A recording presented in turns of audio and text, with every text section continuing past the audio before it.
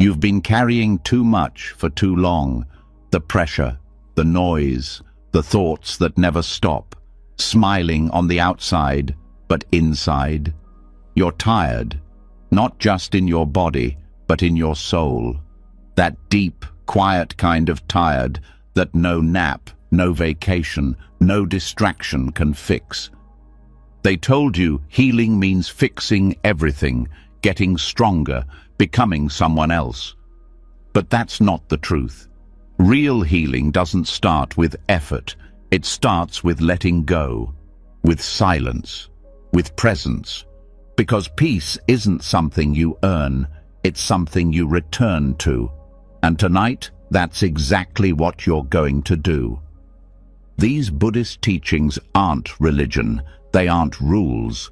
They're medicine for the restless mind, the aching heart, the part of you that just wants to feel safe inside your own skin again.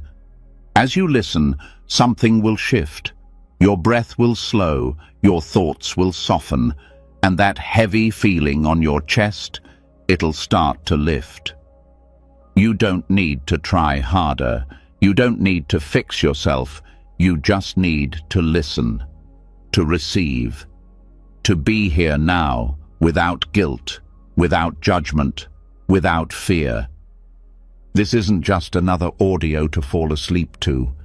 This is a quiet transformation, a return to stillness, a chance to remember who you are underneath the noise. Are you ready? Let's begin.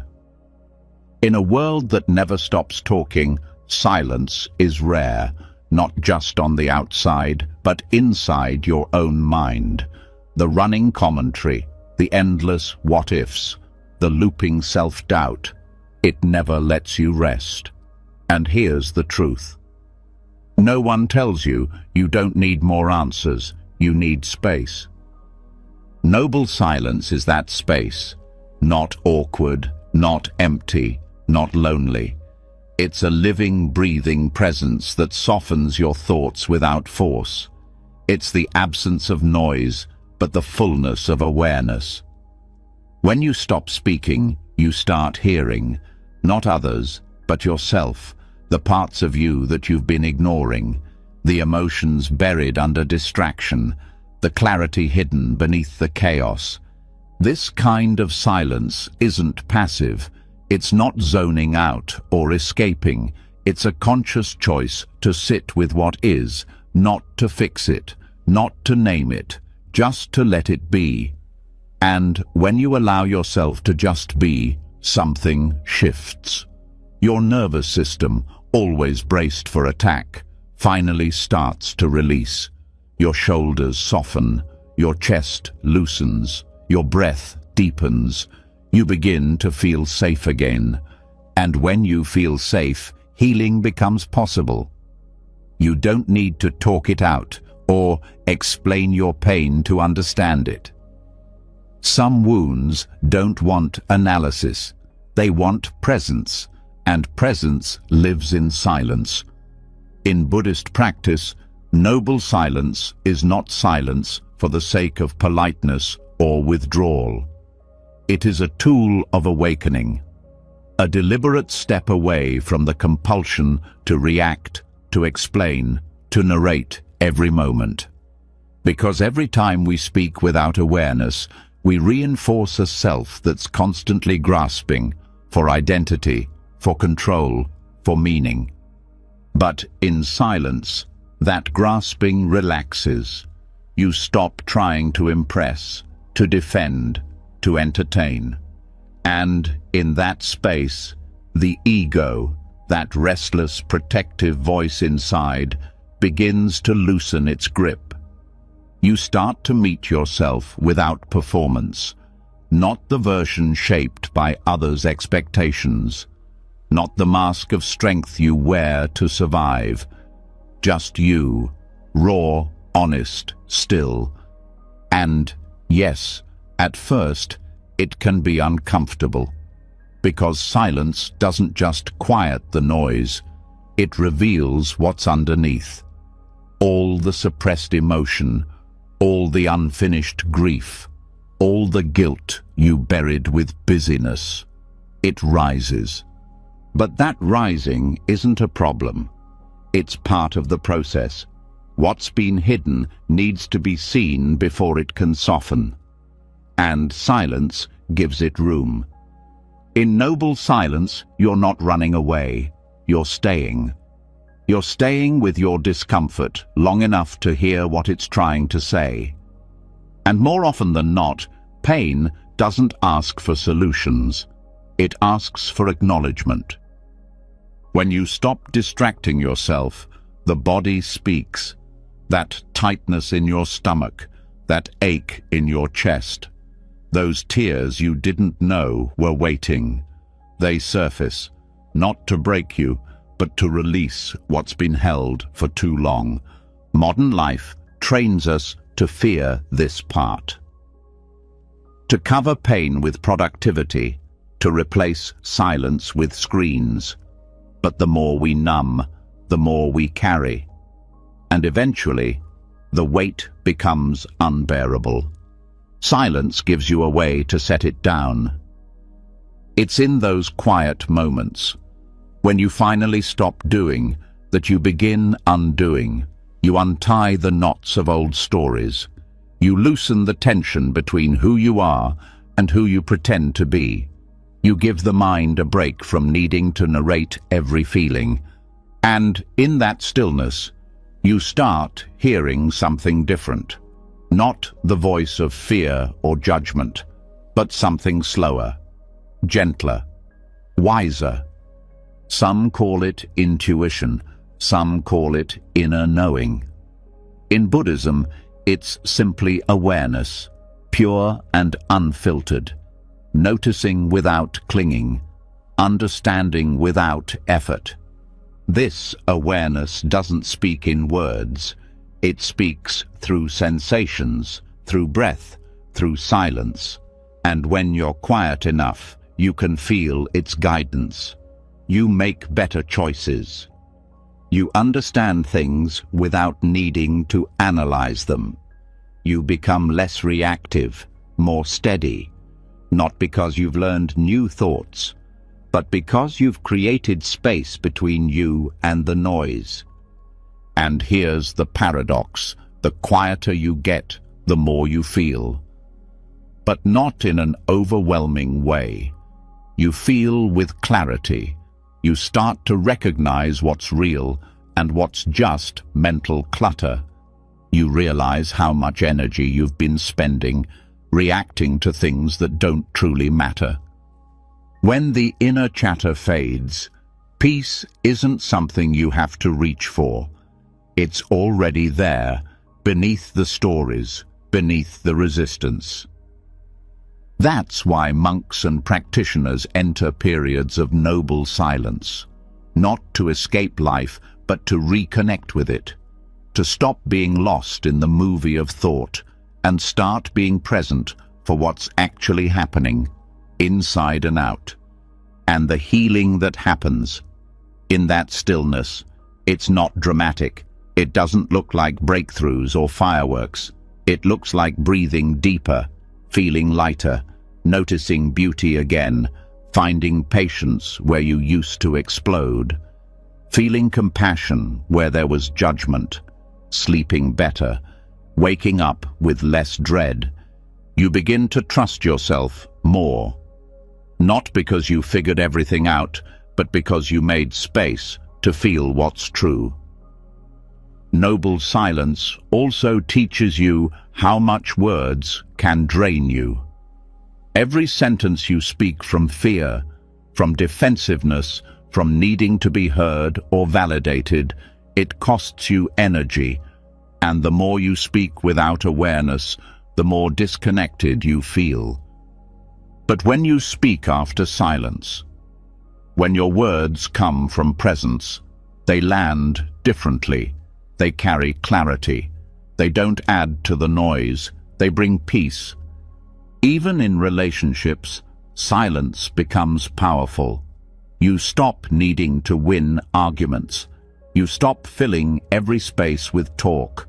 You start listening, really listening, You hear what people don't say. You become more patient, more kind, more connected. You realize that being understood isn't always about explaining yourself. Sometimes it's about understanding yourself first, and silence makes that possible. Even spiritually, silence has a sacred role. The Buddha taught that much of our suffering comes from craving control, certainty, attention, escape. And every time we speak compulsively, we often reinforce those cravings. But silence interrupts that pattern. It teaches you how to be with things as they are, without needing to change them. You begin to see thoughts not as facts, but as passing weather. You notice emotions without becoming them. And with practice, that witnessing becomes steady. It becomes your home base, your inner refuge. Noble silence doesn't mean shutting down. It means opening up to something deeper than words. To a stillness that holds wisdom you can't hear when you're always talking. It's not about rejecting life. It's about engaging with life. More honestly, more fully, more gently. You become more alive in your quiet than you ever were in your noise. This is why in many Buddhist monasteries, silence isn't just part of the practice. It is the practice. It trains you to become aware without reacting, to feel without clinging, to rest without needing permission. And eventually, silence stops being something you do and becomes something you are. A quality you carry with you. Even in conversation, even in the middle of chaos, you speak less, but say more. You do less, but feel more. You chase less, but experience more.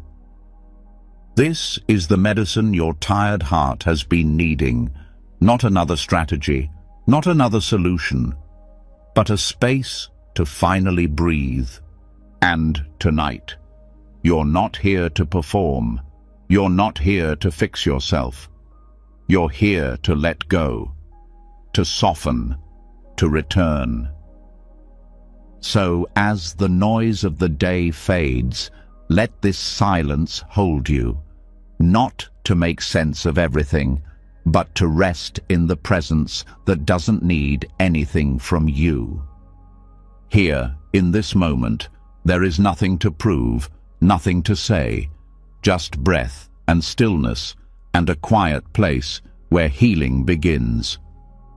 You've arrived, and you're safe here. And as you rest in that silence, something deeper begins to stir.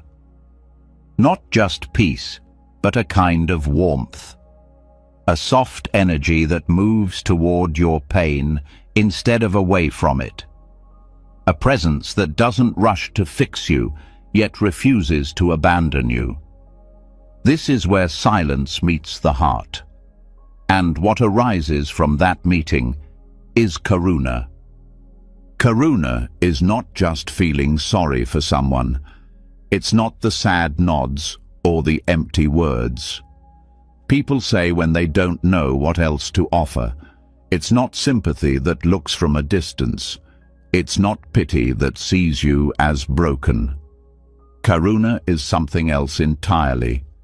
It is compassion with depth. Compassion that enters the room and stays. Compassion that stands beside suffering without needing to shrink it or escape it. It is one of the 4 immeasurables in Buddhist teaching, boundless states of mind that open the heart beyond limitation. And karuna is what opens the door when suffering knocks. It does not turn away. It does not hide behind positive thinking or force forgiveness. It faces pain, head-on, but without violence, without panic, without control. True karuna starts by understanding that suffering is not a failure. It's not a sign that something is wrong with you. It's a universal experience. Everyone suffers, not just those who cry out loud, but even those who seem fine. And when you truly know that, your heart softens, not just toward others, but also toward yourself. Because the first step in karuna is recognizing that you are deserving of it too, that your struggles, no matter how small they seem compared to others, are worth holding with tenderness. Most people skip this part. They offer kindness outwardly, but turn harshness inward. They say things to themselves they would never say to a friend. Karuna interrupts that pattern. It begins by sitting with your own pain without judging it, by holding the fear, the sadness, the anger as you would hold a crying child, not trying to silence it, not trying to justify it, but simply being with it until it begins to unfold. This is not weakness. This is a strength. Few people ever learn the strength to stay present with suffering, not run, not escape, not harden. And when you develop that compassion for yourself, something beautiful happens. You start to see that same pain in others, even when they try to hide it. You no longer react to cruelty with cruelty, because you understand where it comes from. Not excusing it, understanding it. Karuna sees the wound under the behavior, and from that seeing, it responds differently. Compassion then becomes active. It's not a passive emotion. It moves, it reaches, it extends. Not because it's trying to be noble, but because it can't help itself. The heart that's been touched by karuna doesn't just witness pain. It moves toward it, with care. It listens without trying to speak over. It holds space without rushing to solve. This is why karuna is so different from pity. Pity looks down. Karuna looks eye to eye. Pity distances. Karuna joins. Pity keeps the other person small. Karuna reminds them of their dignity, even in their darkest hour. Pity says, "That's too bad." Karuna says, "I'm here with you." In practice, this means learning to offer presence rather than solutions. When a friend is hurting, we often jump to advice. We want to fix it so we don't have to feel helpless. But karuna can sit in helplessness without collapsing. It knows that just being there, fully there, is more healing than any advice could ever be. And sometimes karuna is fierce, not angry. Fierce, it speaks truth when truth is needed. It sets boundaries when harm is present. It refuses to feed delusion, even in the name of kindness. Because real compassion doesn't indulge lies, it illuminates them. And it does so with love, not shame. This kind of compassion takes practice. It's not always natural, especially in a culture that praises independence and disguises numbness as strength. But the more you practice karuna, the more it changes you. It shifts the way you see the world. You stop seeing people as problems. You stop seeing yourself as a project. You start seeing the shared thread, the universal tenderness beneath every mask. And that changes everything. When you're rooted in karuna, your reactions change. You become slower to judge, slower to assume. You learn to ask instead of accuse. You become curious instead of defensive. And your presence becomes a kind of healing for those around you, even when you say nothing at all. Because karuna is felt, not just heard. It radiates through body language, through tone, through silence. And most people are starving for that kind of energy, the kind that doesn't demand anything but offers everything. A presence that says, "You're safe, you're seen, you're enough." Even in conflict, karuna shifts the dynamic. Instead of trying to win, you try to understand. Instead of pushing, you pause. You learn to speak from the heart instead of from ego, not because you want to be the bigger person, but because you no longer want to live in a world of constant tension. Karuna also helps release emotional baggage you didn't even know you were carrying. Old resentments, buried shame, self-criticism that played on repeat for years. These begin to soften when held in compassion. You don't need to force forgiveness. You don't need to revisit every detail. You just need to stop adding more pain with judgment. Self-compassion isn't self-indulgence. It's a deep acknowledgement that healing takes time, that progress isn't linear, that some days you'll be gentle, and some days you'll forget everything you've learned. And that's okay. Karuna doesn't measure your worth by your performance. It just stays, no matter what. And when you offer that same compassion to others, you're no longer drained by their struggles, because you're not trying to carry their burden or save them. You're simply being with them, and that is more liberating than trying to fix people who aren't yours to fix.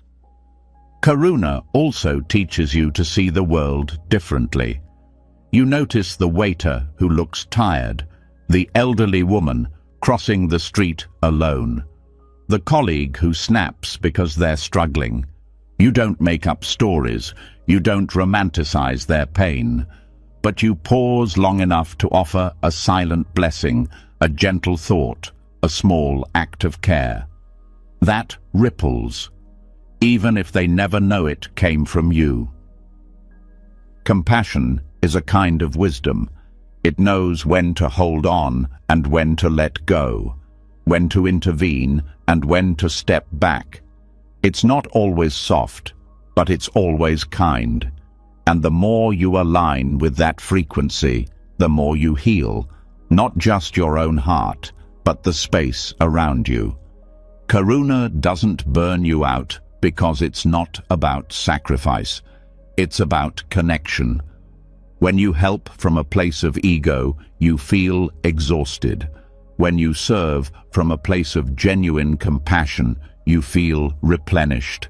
Because you're no longer trying to be a hero, you're just showing up with an open heart. And there's a kind of freedom in that.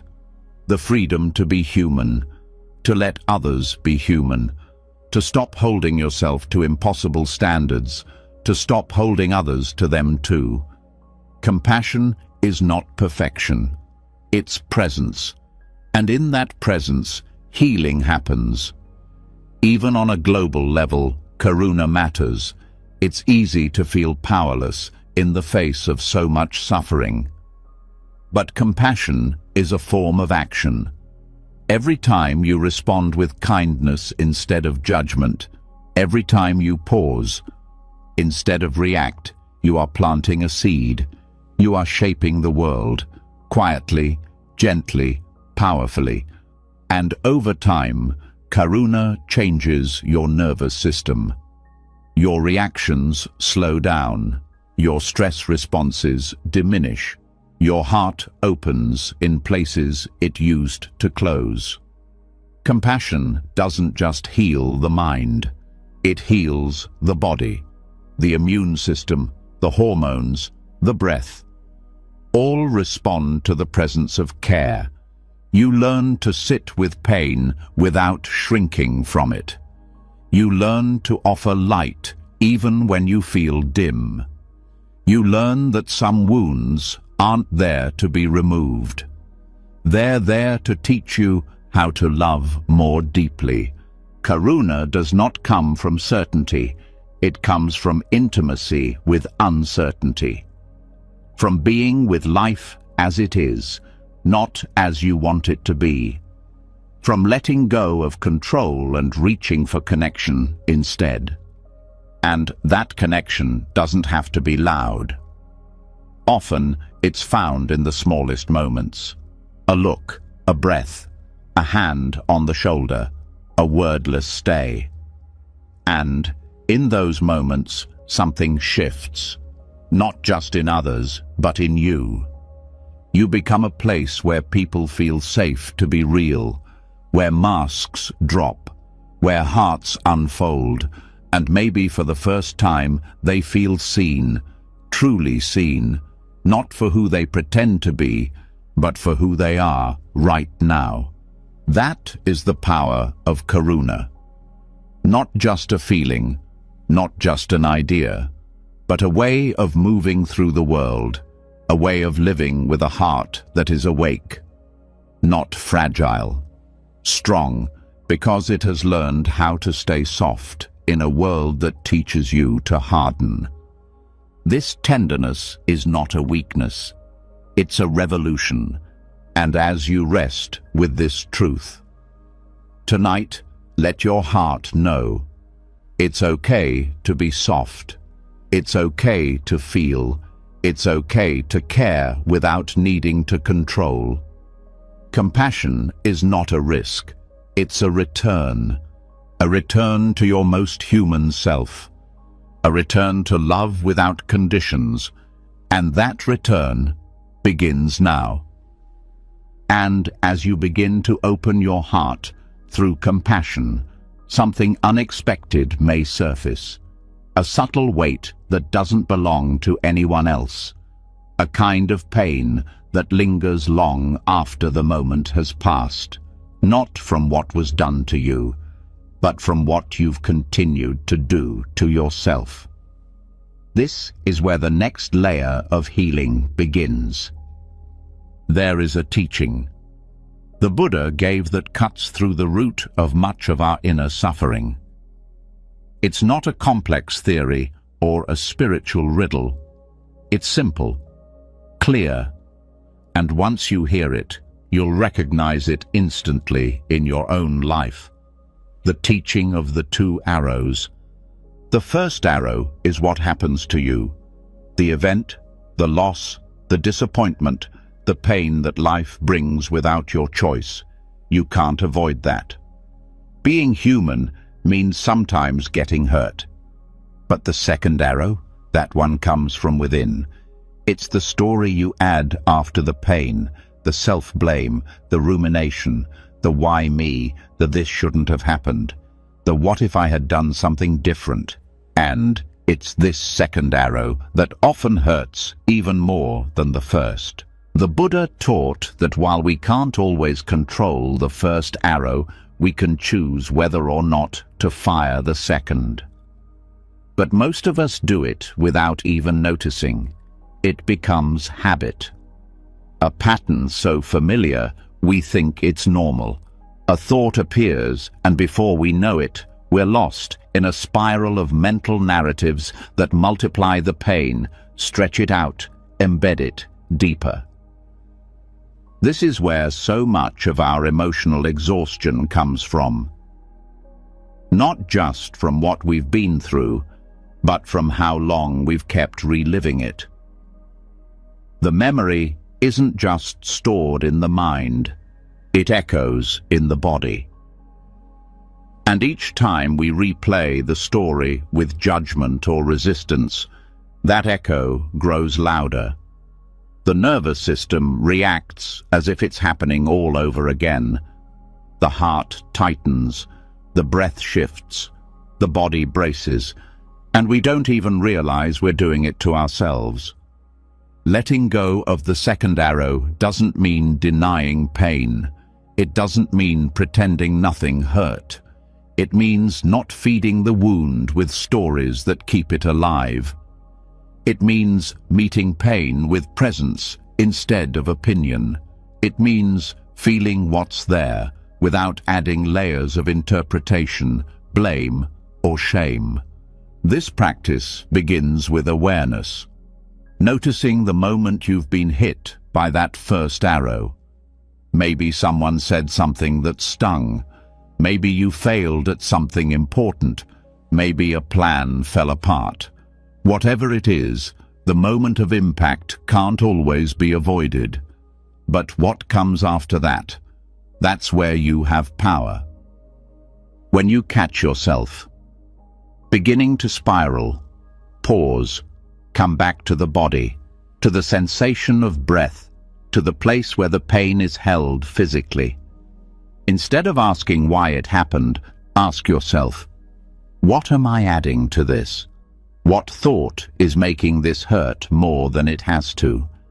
What meaning am I assigning that may not be true? Most of the time, we realize that the thought itself is not fact. It's an inherited belief, a habit, a fear. And in seeing that clearly, you create space. Space between the pain and the reaction. Space between the feeling and the story.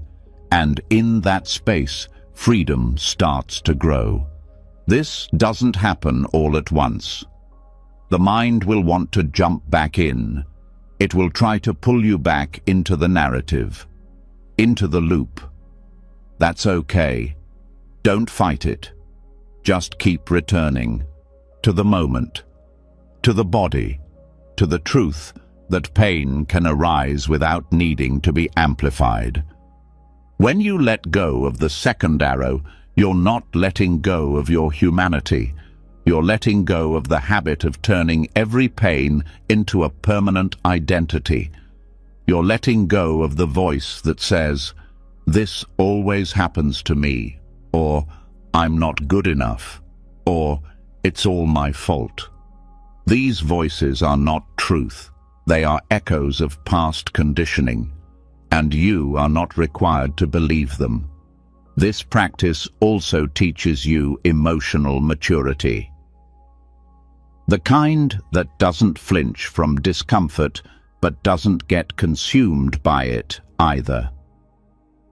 You begin to learn how to sit with grief without turning it into drama, how to sit with regret without turning it into self-loathing.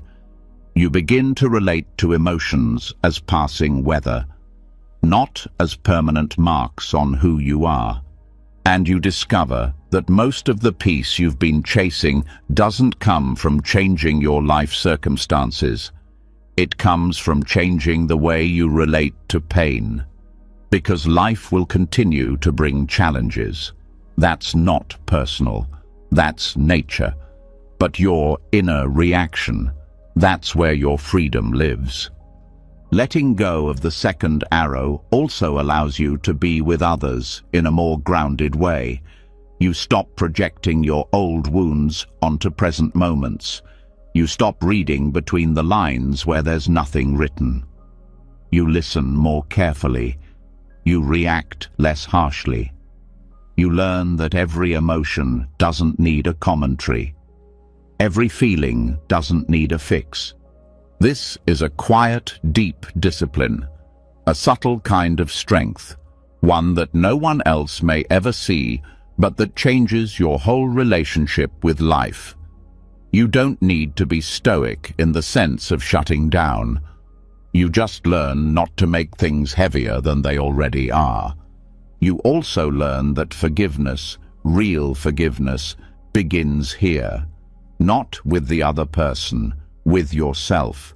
When you stop replaying the moment over and over, you free the energy that was stuck there.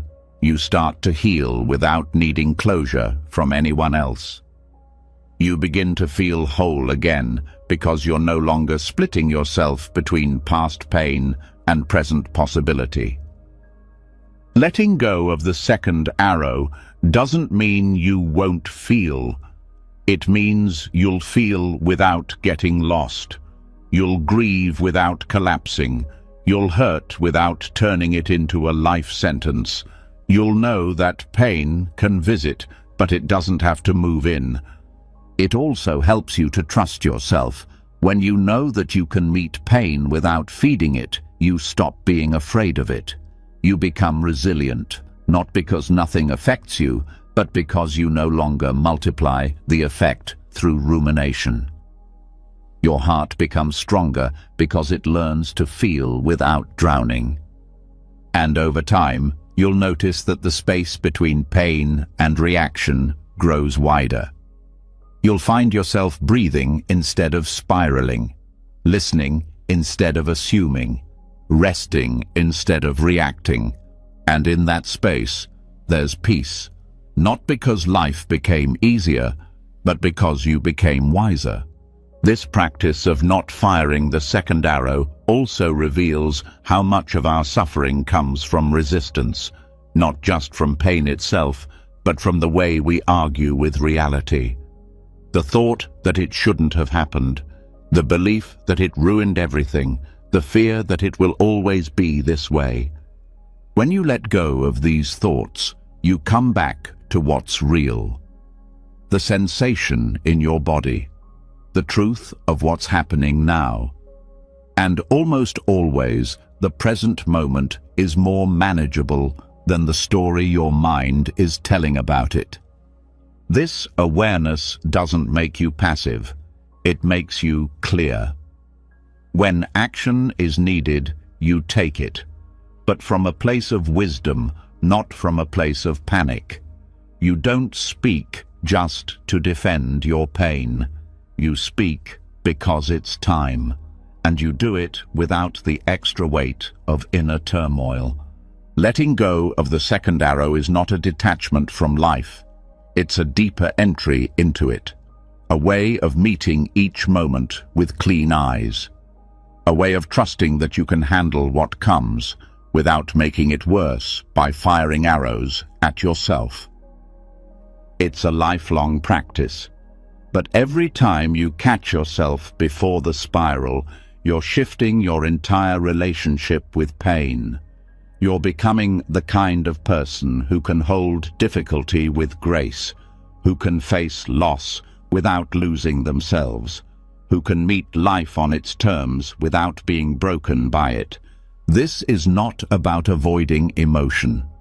It's about ending unnecessary suffering. And when you begin to practice it, life becomes simpler. Not because there's less to feel, but because there's less to fight. You discover that presence is the strongest form of protection, and that silence, that clear, steady silence within, is where the healing begins. And that healing isn't just yours. When you stop firing the second arrow at yourself, you stop firing it at others too. You become a source of peace, a person who can hold pain without passing it on, and that makes you not only free, but safe to be around. You no longer add to the noise. You no longer create stories that trap you. You move lightly. You speak carefully. You live gently. And maybe that's what true strength looks like. Not the absence of pain, but the absence of self-inflicted wounds. This is how the cycle ends. And something new, something quiet and steady, begins. And once you begin to recognize the pain you add through thought, you might notice something else. The pain that was already there, sitting quietly beneath the surface, not loud, not dramatic, just a constant pull on your energy, a subtle drain you couldn't quite name. It's not just one wound, it's the accumulation, a layering of thoughts, emotions, beliefs, and habits that have been left untouched for years. The Buddha understood this inner weight well. In one of his most precise teachings, he spoke directly to it, the Sabbasava Sutta. This teaching doesn't just focus on big, obvious forms of suffering. It goes deeper. into the subtle defilements of the mind, into the quiet poison that builds over time. These mental toxins, known as the asavas, don't always announce themselves. They show up in patterns you don't even realize you're following. Patterns that keep you restless, reactive, unfulfilled, and exhausted. Even when life seems fine on the outside.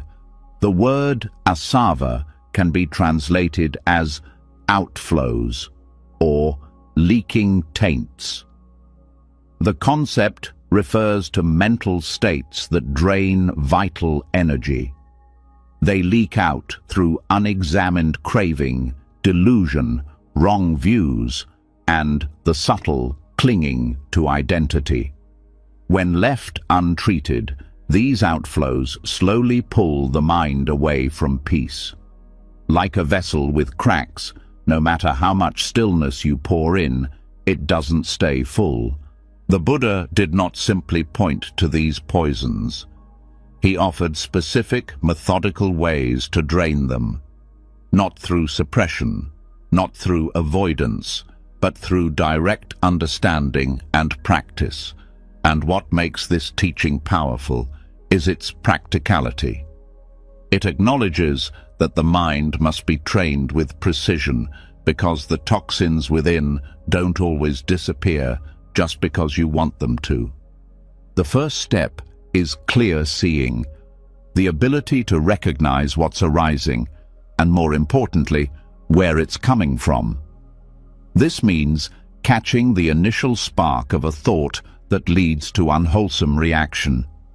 For example, you might notice the urge to criticize someone, not because they've harmed you, but because it distracts from your own inner discomfort. That small thought, if unexamined, can set off a chain of harm. But if you recognize it as an asava, as a mental poison arising from habitual insecurity or desire to control, you create a gap. In that gap, awareness begins to neutralize the taint. Some asavas arise from ignorance. The kind that believes lasting peace comes from things outside the mind. The idea that one more achievement, one more person's approval, one more possession will complete you. This belief drives the constant reaching. The Buddha taught that these beliefs must be undone with investigation, not with blind faith. You ask directly, what am I really seeking? What do I think this will solve? What happens when I get it, and then lose it again? The more you ask these questions, the more you see the pattern.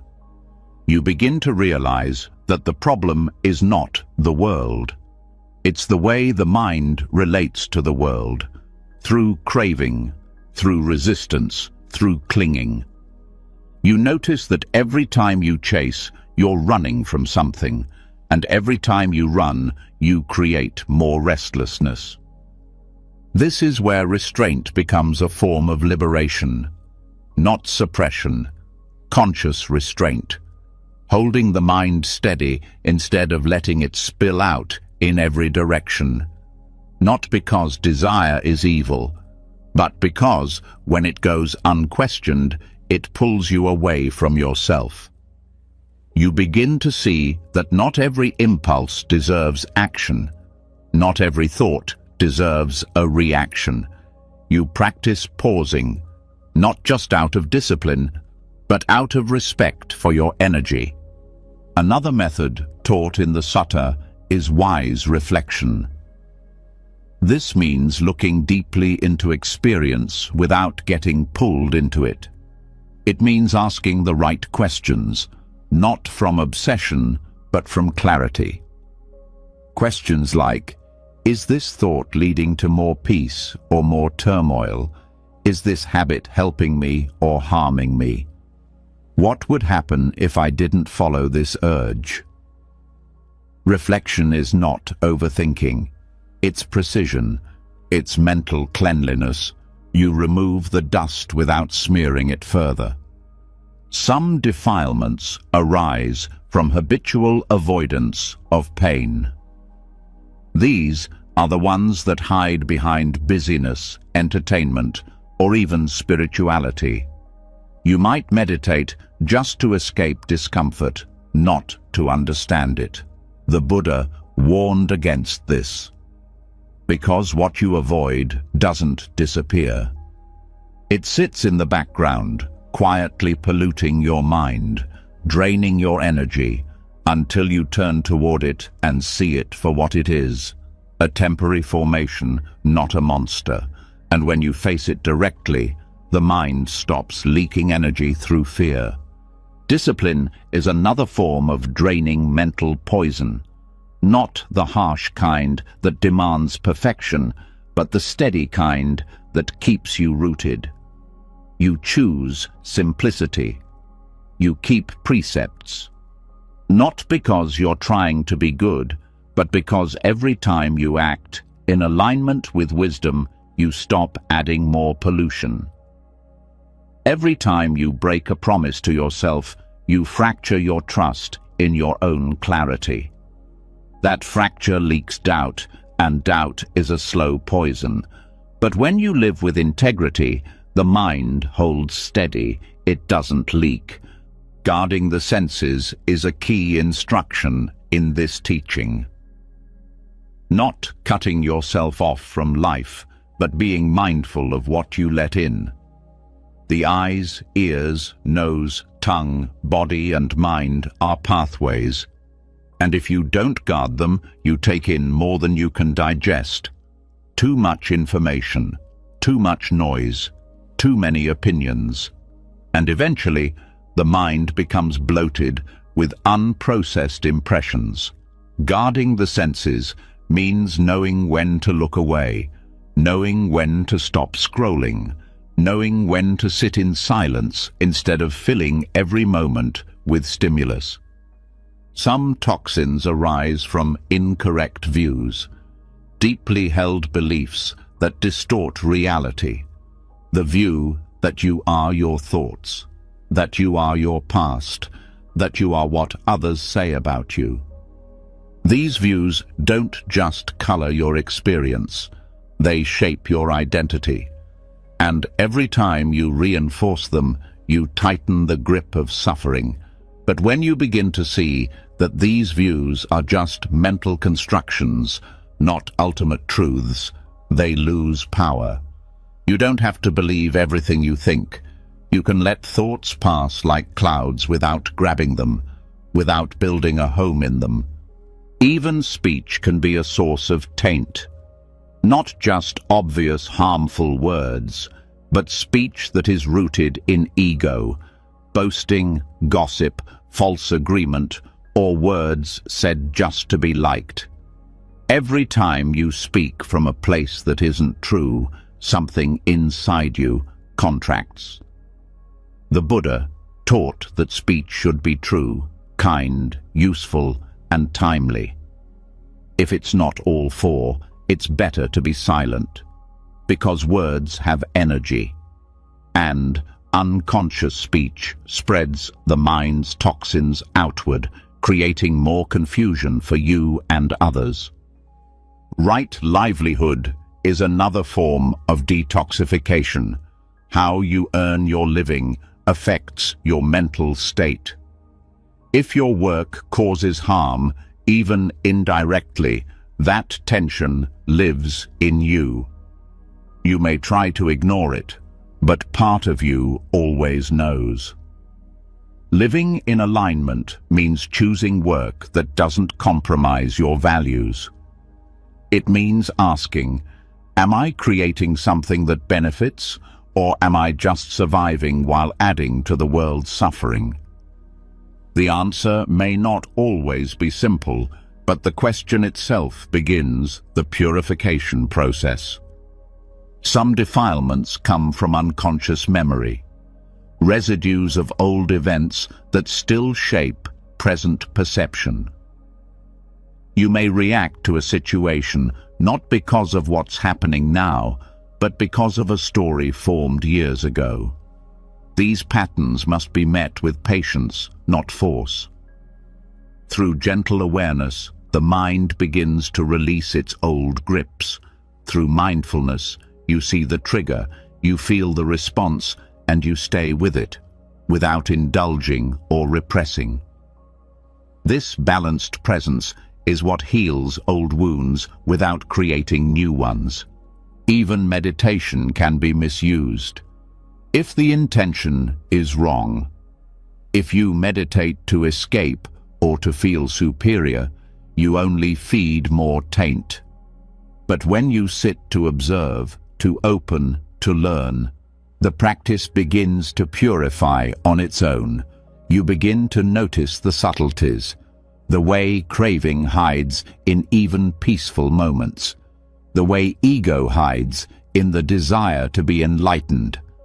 But you don't push it away, you just see it, and seeing clearly is the drain. The Buddha was clear. These poisons don't disappear overnight. They are worn deep, often below consciousness, but they can be weakened, they can be drained, not through magic, through practice, through attention, through care. Each time you choose wisdom over habit, the outflows lose their power. Each time you hold still, instead of reacting, the toxins settle, and over time, the mind becomes clear. Not because life stopped being difficult, but because you stopped adding pollution to what was already there. There is a soft joy in this kind of inner work. Not the sharp joy of excitement, but the gentle joy of stability, the quiet confidence that comes from knowing you are no longer held hostage by every thought, that your mind is becoming a place of rest, not a battlefield, that your life is becoming simpler, not because you do less, but because you carry less. And as you drain these poisons, you create space, not just for peace, but for insight, for compassion, for real joy, the kind that doesn't depend on anything, the kind that arises naturally when the mind is clean. And that joy, that peace, that clarity, it doesn't just heal you, it heals everyone you touch. Because a mind that's no longer leaking toxins is a mind that radiates light, and that light begins to spread. And as the mind begins to clear, as the hidden poisons lose their hold, you're left with a kind of stillness that feels both new and familiar. But even in this clarity, there can be questions. Why do certain feelings return so quickly? Why do some reactions still arise before you can stop them? Why do you keep getting pulled back into emotional loops? You thought you had outgrown. The Buddha pointed to a truth that cuts straight to the heart of these patterns, the law of dependent origination. This teaching is not philosophy for the sake of thought. It is a map, a direct explanation of why you suffer and how that suffering takes shape. It reveals that emotions do not appear out of nowhere. Pain does not exist in isolation. Nothing happens without a cause, and if something has a cause, it can also have an end. The law of dependent origination, or paticca samuppada, shows that every experience you have is conditioned. Not just big events, but thoughts, feelings, reactions, all arise from causes, and each cause is itself a result of something before it. When this exists, that arises. When this ceases, that ceases. This principle is not just about events outside you. It is about the inner chain that leads from perception to suffering. You might feel anxious and think that anxiety is the problem. But anxiety is a symptom. It is the result of a chain that started earlier. Maybe it began with a memory triggered by a sound. That memory gave rise to a thought. The thought led to a sensation in the body. That sensation created a reaction, a tightening, a story, a fear. And before you knew it, you were entangled in a feeling that seemed to arrive fully formed. But it didn't. It was built, step by step, inside you. This teaching allows you to trace the path in reverse, to pause at any point in the chain and see what's really happening. And once you see that emotions are not final truths, but conditional states, you stop being so controlled by them. You can observe instead of obey. You can understand instead of react. The chain often begins with ignorance, not knowing things as they truly are. From that ignorance comes habitual formation. These are the reactions you learned through repetition, ways of thinking, speaking, acting that formed without conscious choice. When these patterns are triggered, consciousness latches on. It recognizes the habit and activates a familiar track. Then name and form appear. You identify the feeling, give it a label, and treat it as solid. That labeling gives rise to the 6 sense bases: contact with the world through seeing, hearing, feeling, tasting, smelling, and thinking. From contact comes feeling, pleasant, unpleasant, or neutral. And from feeling comes craving, the desire to hold on to pleasure, push away pain, or escape boredom. That craving leads to clinging, the mental habit of possessing, defending, controlling, and clinging creates becoming, the construction of a sense of self around the experience. This process happens rapidly, most of it beneath awareness. But when you slow down, you can see it unfolding, and that seeing changes everything.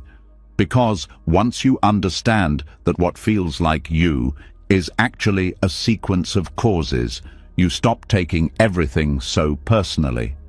You stop saying, "I am angry," and instead see, anger has arisen due to conditions.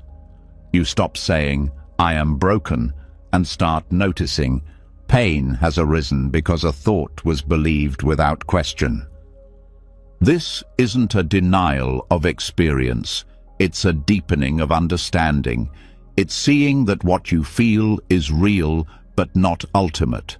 It is a wave, not an identity, a reaction, not a sentence.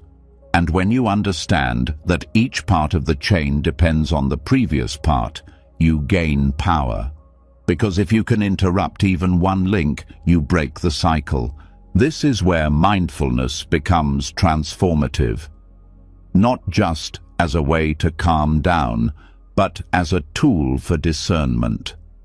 You start to notice the exact moment contact leads to feeling. The instant feeling shifts into craving. And in that space, you can pause. You can breathe. You can let the impulse pass without fueling it. That pause isn't passive. It is a rebellion against automatic suffering. Many of your emotional struggles don't come from the first reaction. They come from feeding that reaction over and over. You replay a situation. You attach meaning. You defend it. You use it to confirm a belief about yourself or others. And that entire web of suffering began with a moment of contact that was never fully seen. Dependent origination teaches you that suffering doesn't come from experience alone. It comes from ignorance of how that experience was formed. Once you see the process. Clearly, you don't need to fight every feeling. You just stop building more pain on top of it. This also changes how you relate to other people. You begin to understand that their behavior comes from their own chains of conditioned reaction, that the harsh words or cold silence you receive may have nothing to do with you personally, that what they call personality is often just layers of unexamined conditioning, and from that understanding comes compassion, not because you approve, but because you see more clearly. The law of dependent origination is not just theory. It's a lens that brings the world into focus. It shows you that even your deepest habits are not permanent. They are maintained by conditions. And if you change the conditions, the habit begins to weaken. You don't need to destroy the whole chain overnight. You just need to interrupt it. You can start anywhere, with a breath, with a question, with a choice to not react in the old way. Each time you do, you change the momentum. You stop fueling the next link. And that is how freedom begins. Not with grand insight, but with quiet, repeated awareness. This teaching also frees you from the trap of blame. Because when you see how every reaction has a cause, you stop thinking in terms of good and bad. You see suffering as something that happens when wisdom is absent, not as something that happens to bad people. And that view opens a door to healing. You don't shame yourself for reacting. You study the reaction. You learn from it. You begin to meet each moment with curiosity instead of criticism. And the more you study the process, the more flexible the mind becomes. You stop getting stuck in roles. You stop saying, "I'm just this way," because you know that who you are is being created moment to moment. And that realization doesn't diminish you. It liberates you. You can become something different, not by force, but by understanding. The chain also shows why escaping doesn't work. You might try to change your environment, your job, your relationships, hoping to feel better. But if the inner chain remains unseen, the same reactions follow you. Because the trigger isn't always external. It's the mind's interpretation that creates the loop. Once you begin to see that, you start looking for freedom in the right place. Not outside, but in awareness itself. This teaching is often called deep, but it's not complicated. It just requires attention.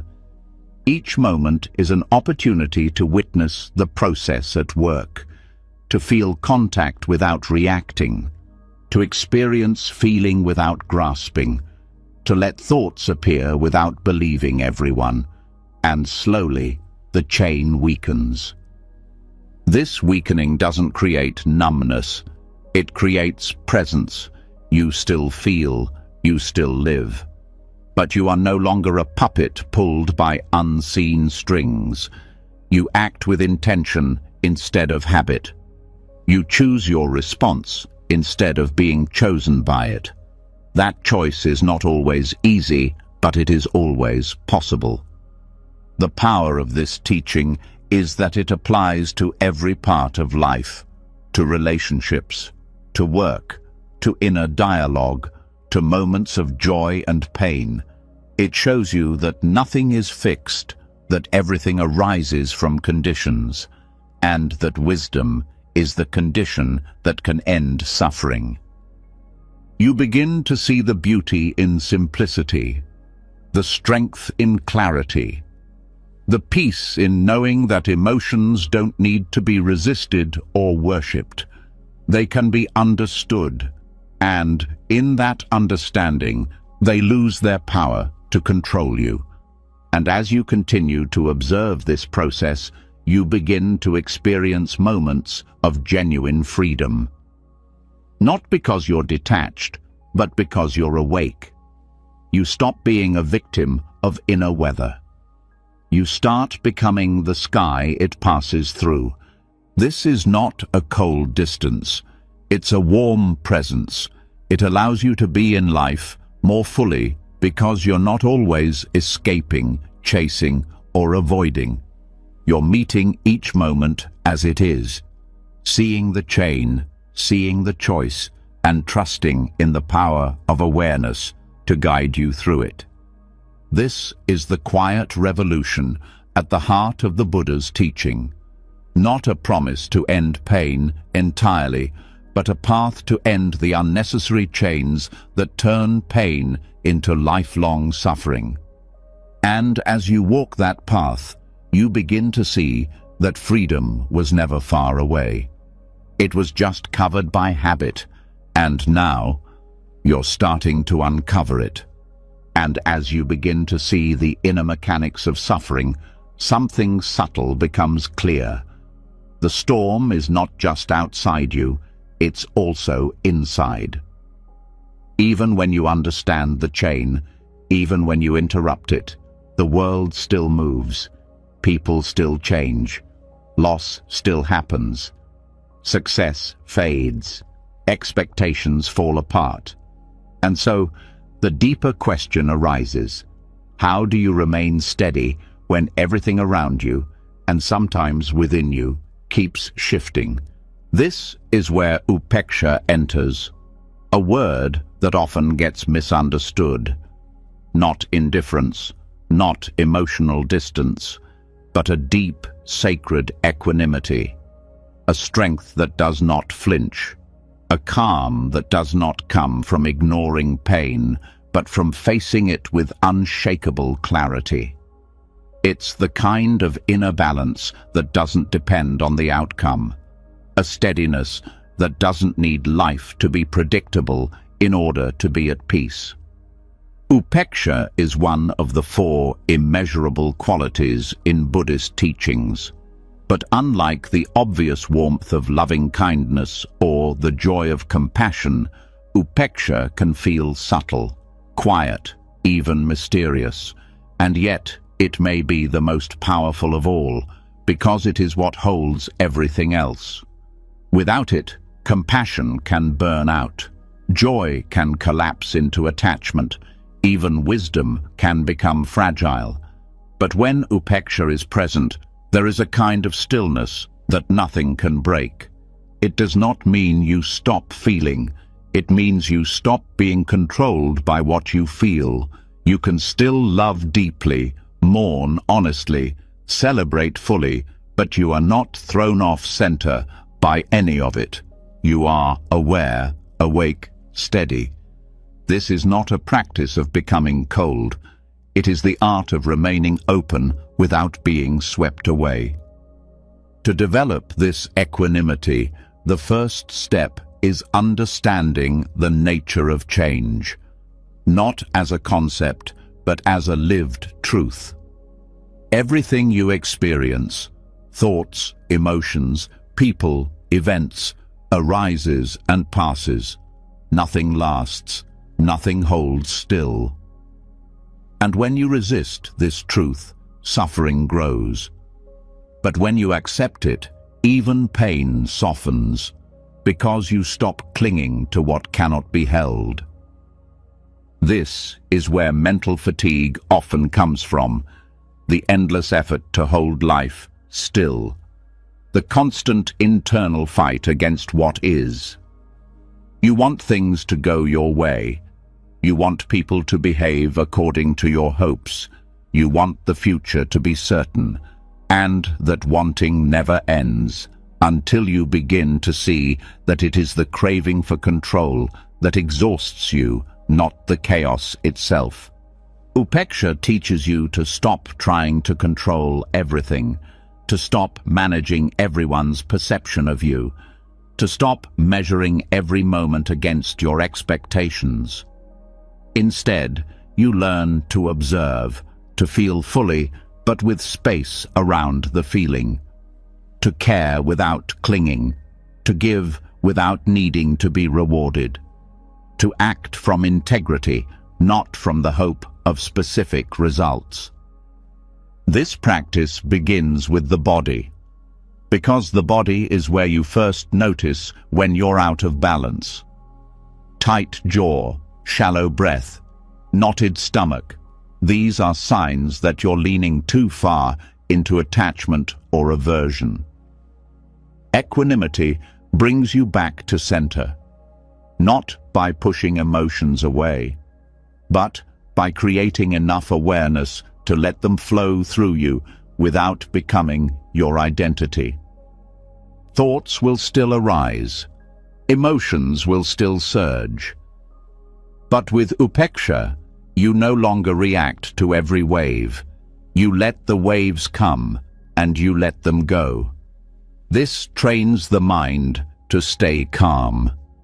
Even when life feels unfair, uncertain, or unbearable, because you know that no state is permanent, and that knowing gives you strength. One of the most difficult parts of this practice is letting go of the desire to fix what cannot be fixed. You can still help, you can still try, but you do it without grasping, without desperation. You learn to act with full heart and then let go. Not because you don't care, but because you understand that some things are beyond your control. This applies deeply to relationships. You love people. You want them to be happy. You want them to change in ways that reduce their suffering. But upeksha reminds you that you cannot save someone who doesn't want to be saved. You cannot force growth. You cannot prevent another person's pain without stealing their freedom. So you hold them in compassion without losing yourself in their journey. It also applies to your own emotions. Sometimes you will feel things that don't make sense. You will have days of sadness that have no clear cause. You will lose your patience. You will forget everything you've learned. Upeksha doesn't judge that. It sees it as part of the flow, and it gently brings you back again and again to center. This quality becomes especially vital when facing injustice or deep uncertainty. It can be easy to mistake anger for strength, or to mistake numbness for peace. But true strength is found in the one who can witness pain, stay engaged, speak truth, and still remain internally undisturbed. This is not detachment from the world. It is detachment from the mind's compulsion to grasp, control, and cling. Upeksha offers a kind of spaciousness inside you, a place that is untouched by the surface-level storms of life. This is not a fantasy. It is a real, trainable capacity. You develop it by watching your reactions closely, not just during crisis, but in everyday moments. A delayed response, a disappointment, a misunderstanding. Each one is a chance to practice returning to balance, and you don't have to be perfect at it. Equanimity is not all or nothing. It grows gradually. Each time you resist the urge to lash out, each time you pause before speaking from impulse, each time you step back from mental dramatization, you strengthen the foundation of peace within you. There is a kind of dignity in upeksha, not arrogance, not spiritual superiority, but a quiet confidence that you can remain yourself no matter what happens, that you don't need to prove your worth through reaction, that you don't need life to match your plans in order to feel whole. This practice also requires humility, because you begin to see that so much of what happens is beyond your control.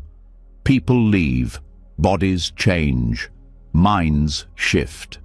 And yet, you can remain steady in your intention, steady in your practice, steady in your presence. That is power without aggression, commitment without rigidity. Upeksha allows you to move through conflict without losing compassion, to face challenge without losing patience, to feel sorrow without drowning in it. It teaches you that peace is not passive, it is fierce in its refusal to collapse. This doesn't mean you stop speaking truth. It means you speak with balance, not to win, not to hurt, but to bring clarity, to protect what matters. And then you let go of the need to control how your words are received, because your value is not determined by anyone's reaction. The more you practice equanimity, the more you see that most suffering comes from over-identifying with the temporary. You mistake a bad moment for a bad life. You mistake a harsh word for a permanent identity. Upeksha pulls you out of that narrow view. It shows you the bigger sky behind the clouds. This way of being does not require isolation. You don't have to leave your life to cultivate it. You can practice upeksha in the middle of the world, in conversations, in meetings, in waiting rooms, in grief, in joy. It's a posture of inner openness, holding all experience, gently without sinking into any of it. You might be surprised how often this quality calms others too. When you stop reacting, others begin to feel safe around you, not judged, not pushed, just met with presence. This is a form of healing, a kind of medicine you offer by your very way of being. Upeksha doesn't solve every problem, but it changes your relationship to every problem. Instead of being pulled by emotion, you're guided by insight. Instead of being tied to outcome, you're anchored in intention. And that makes everything lighter. Not because life is easier, but because you are no longer at war with it. Even in your own mind, you learn to let thoughts come and go without chasing them, without believing every urge. You see the movement of mind without getting stuck inside it. This doesn't numb you, it frees you. Equanimity is what gives you the strength to be still when everything is in motion, to stay soft when everything calls you to harden, to stay clear when everything around you is confused. This is not a mood. It is a muscle, one that grows with practice, with presence, with patience. And as that muscle grows, you begin to realize that peace was never fragile. It was always there, waiting beneath the noise, beneath the habitual grasping, beneath the fear. And now you're beginning to rest there, not above the world, but fully in it, balanced, calm, awake. This is the strength of upeksha, and it's already within you. And as you grow into that steady inner balance, you might begin to hear something faint beneath the calm, a quiet voice asking if you're someone you can trust, not in crisis, not in success, but in the ordinary moments, the ones no one sees, when the pressure is off, when no one is watching. There's a kind of honesty that lives there. And if it's broken, even slightly, peace cannot fully settle. Equanimity shows you how to remain steady, but it's integrity that makes that steadiness real. Without integrity, you always doubt yourself. You second-guess your motives. You carry the weight of regret, even when you try to stay present. The mind can't fully relax in a body that doesn't trust itself. And that's why the Buddha pointed to something simple, practical, and powerful: the 5 precepts.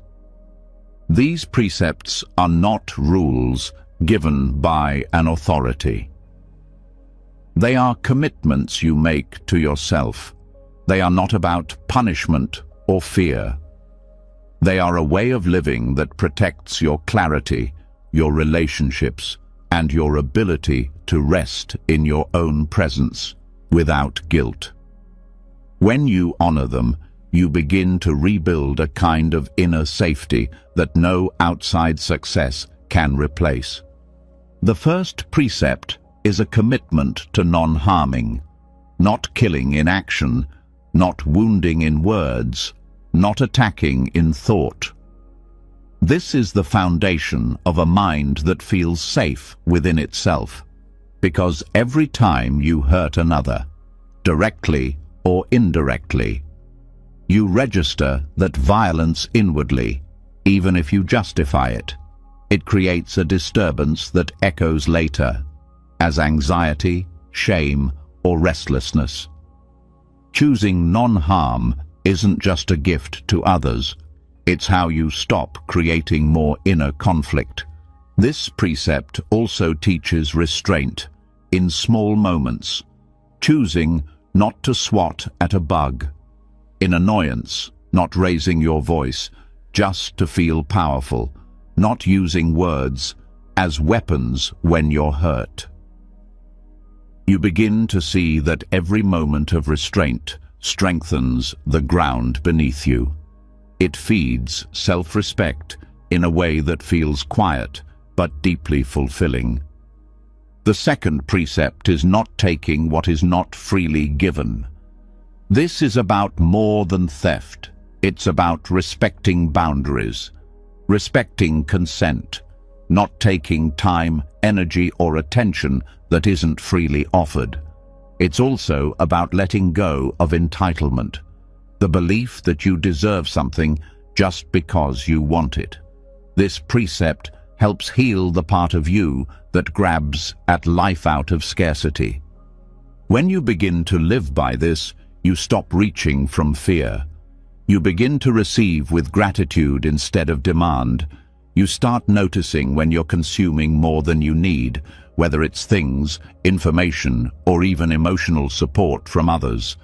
You learn to ask instead of assume, to wait instead of push, and that waiting builds trust, not just with others, but with yourself. The third precept is about wise sexual conduct. At its core, it's a call to honor. Connection without using desire as a weapon or a mask. It's about refusing to manipulate, lie, or mislead in order to satisfy an urge. Because when desire becomes more important than respect, it leaves damage. And even if you don't see that damage immediately, the heart knows. The mind carries it. Living with sexual integrity doesn't mean repression. It means clarity. It means staying true in word and action, not promising what you can't hold, not hiding behind charm or flattery, not using others as a way to escape yourself. When you align with this precept, you begin to feel clean inside your body. You move through relationships without carrying residue. You heal the part of you that used intimacy as a way to avoid loneliness.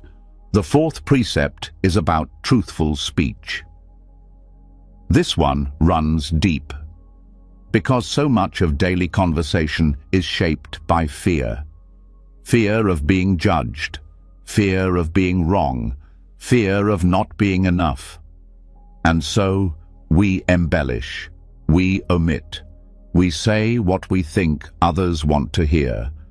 We speak to be liked instead of speaking to be honest. And every time you do that, even slightly, you lose a bit of your inner ground. Truthful speech doesn't mean brutal honesty. It means speaking from a place that doesn't hide, a place that doesn't twist or distort reality. It also means knowing when silence is more compassionate than words. When words are unnecessary. It's speaking with care, precision, and heart. And most of all, it's speaking in a way that lets you sleep peacefully at night. Not because you always say the right thing, but because you don't have to untangle a web of half-truths. This precept heals emotional fragmentation. It unifies the inner and outer self. Because when your words match your heart, you no longer feel divided. You stop feeling like an imposter in your own life. You start moving through the world without needing to perform. The fifth precept is about clarity of mind, abstaining from intoxicants that cloud judgment or create carelessness. It's not just about alcohol or substances. It's about anything that numbs, escapes, or dulls awareness. Anything that you use to avoid feeling. Even excessive stimulation, constant noise, or mindless scrolling can become intoxicants when used to disconnect. This precept is about presence. Choosing to stay with what's real, even when it's uncomfortable. Choosing to protect your capacity for insight over the temporary relief of numbing. When you live by this, you start to notice the difference between real joy and escapism. Between peace and just not feeling anything. You rebuild your ability to be with life as it is. Fully. Awake. Unaltered. Each of these precepts is a form of inner repair, a way of realigning with the part of you that knows how to live cleanly, how to care without needing to be controlled by urges, how to rest without regret, how to move through the world without leaving harm behind you. And what you gain from this is not moral superiority, it's not perfection. What you gain is trust. A trust that grows quietly, day by day. You begin to believe yourself again. You begin to know that when you make a promise, you'll keep it. When you say something, it's true. When you feel something, you don't have to hide it behind a mask. This inner trust changes everything. It reduces anxiety because you're no longer waiting for a lie to catch up to you. It heals shame because you're no longer pretending. It softens guilt because you're living in a way that aligns with your deeper values. And that alignment feels like rest, like finally coming home to yourself. It also changes how you relate to others. People start to feel safe around you. Not because you're always agreeable, but because you're consistent. Because your actions match your words. Because your presence feels grounded, not slippery. And that safety is rare. It's healing. It's a gift you offer by simply being honest and kind. This path isn't always easy. You will slip. You will forget. You will say things you regret. But the point isn't perfection. It's returning. Returning again and again to what matters. Each time you do, the mind settles a little more. The heart opens a little wider. The guilt softens. The inner war begins to end. And over time, the precepts become less about what you can't do and more about what you no longer want to do. You no longer want to hurt. You no longer want to hide. You no longer want to carry the heavy energy of dishonesty, harm, or greed. You start wanting peace more than you want control. And that wanting becomes a new kind of discipline, not forced, not fear-based, but rooted in care, in clarity, in the quiet joy of living without conflict. This is not about spiritual identity. It's about inner simplicity. Living in a way that lets you look at yourself honestly without turning away. Not because you're proud, but because you're at peace. That peace doesn't come from external achievement. It comes from knowing you're not lying to yourself anymore. That you don't have to keep justifying behavior that feels misaligned. That you can rest in your own integrity without needing anyone else to approve of it. This is how the precepts work, not as rules imposed from the outside, but as commitments that clean the inside, that clear the dust from the mirror, that let you see your own face again without flinching. And in that seeing, you begin to trust life again. Not because it's predictable, but because you know that whatever happens, you will meet it honestly, gently, with care. This trust is what builds the foundation for everything else. Meditation deepens, relationships strengthen, anxiety lessens, and confidence rises. Not the kind that comes from performance, but the kind that comes from wholeness. You no longer feel fragmented. You no longer feel like you have to keep hiding parts of yourself just to be okay. You start to live fully, with a heart that's clean, with a mind that's steady, with a life that feels true. And that feeling, that quiet confidence that comes from ethical living, it's not just the result of practice, it is the practice. And as you begin to feel the quiet strength of living in integrity, something starts to shift inside. Not just a release of guilt, but a deep sense of wholeness that doesn't come from holding on, but from letting go. You start to notice that real security isn't found in what you keep. It's in what you give freely. When you stop trying to prove yourself through accumulation, you open a door into a kind of wealth that has nothing to do with possession. This is where the practice of dana begins to work its alchemy. Dana means giving, but it's not the kind of giving that comes with expectation or hidden motives.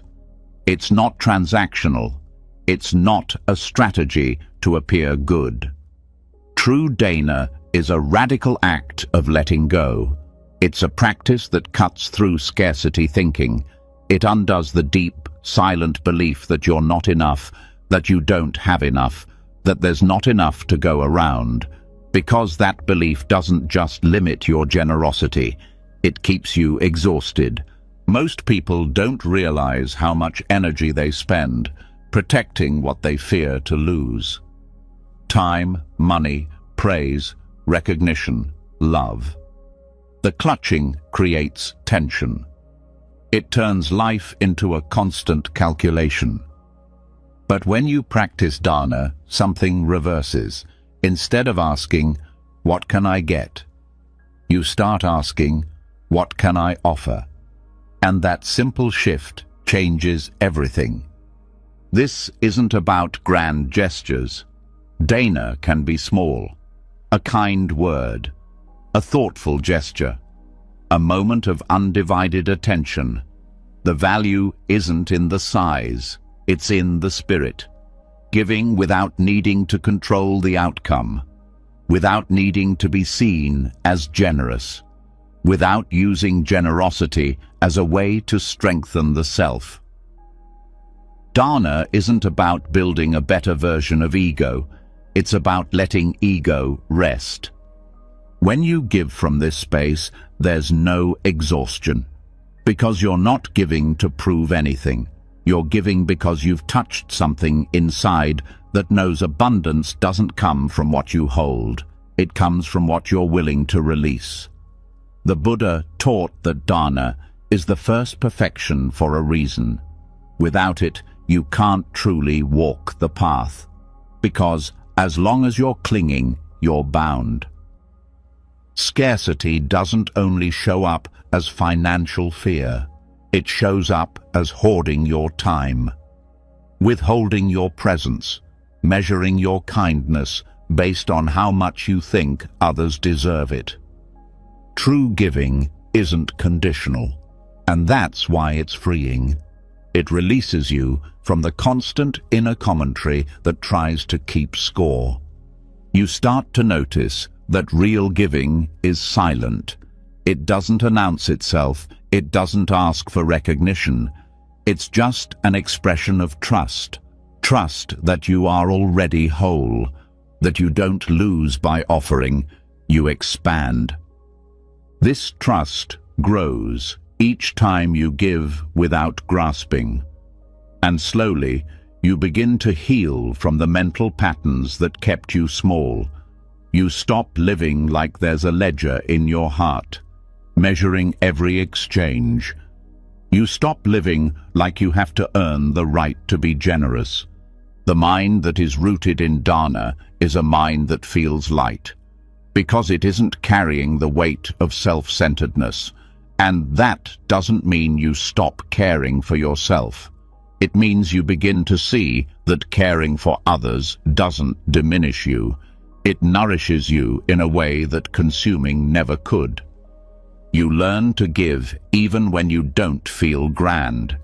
You learn that waiting until you have enough often means never giving at all, because the feeling of lack doesn't go away through accumulation.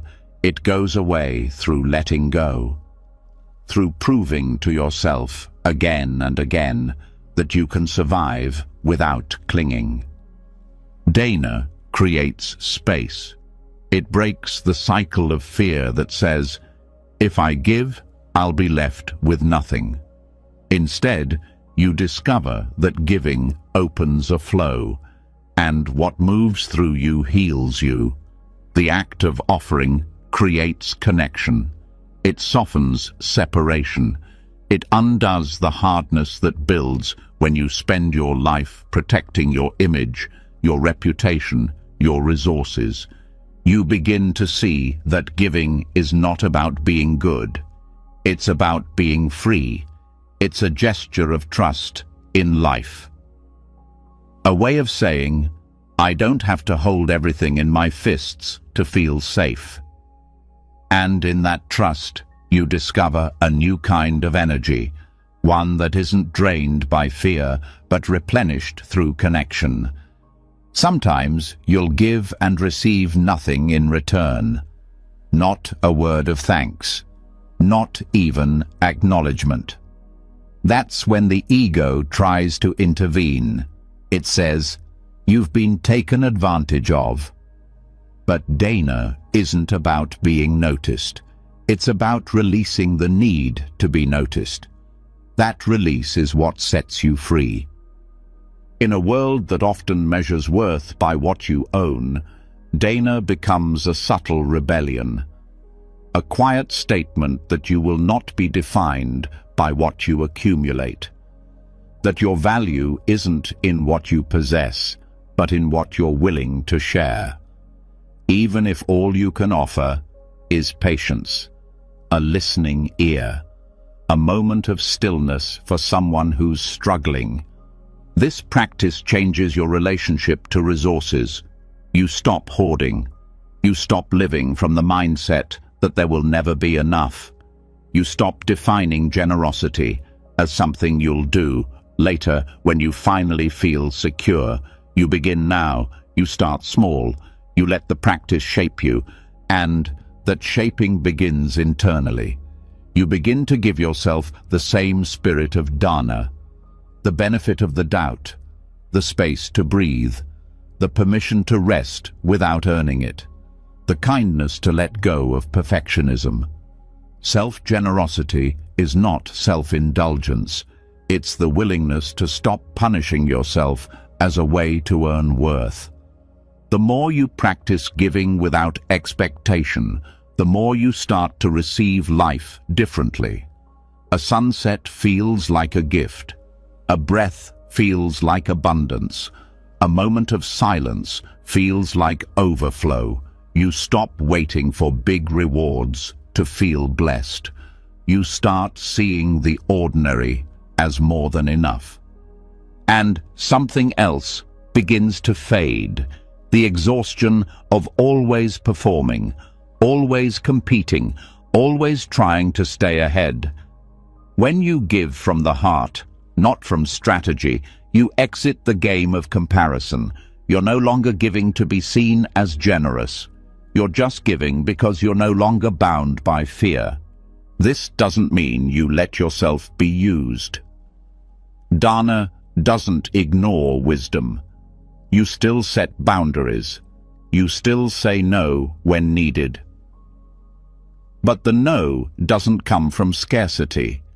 It comes from balance, from care, from the deep understanding that you're not responsible for saving the world. You're just here to lighten the load where you can. And in that simple offering, a kind word, a pause, a smile, you become a source of ease in a world that's starving for it. Not because you have everything together, but because you've stopped letting the ego run your life. There's a kind of joy that comes with this practice. A lightness, not loud, but steady. It comes from knowing that you're no longer trapped by the fear of not having enough. It comes from experiencing firsthand that the more you give, the less you feel you're missing. Dana is not just about altruism. It's about liberation. The release of the heavy, gripping mind that believes it must always protect, prove, and possess. It's the mind that can never rest because it's always guarding its worth. When you let go of that guarding, something deep softens, and that softness feels like home. You no longer ask, "What do I deserve?" You start asking, "What can I offer?" And in that question, your life changes. You stop measuring. You start flowing. You stop contracting. You start expanding. And the expansion doesn't come from doing more. It comes from releasing what's been blocking the heart. Scarcity, fear, ego, the quiet belief that you must prove your existence by holding tight to everything. You start to see that real generosity has nothing to do with how much you have. It has everything to do with how willing you are to be free. Free from the narrative that you're always one step away from enough. Free from the fear that if you give, you'll disappear. You won't disappear. You'll wake up, because giving is not a loss. It's a return. And as you begin to give freely, without grasping, without needing recognition, you may notice something unexpected. The heart feels lighter, but the body still carries a certain restlessness.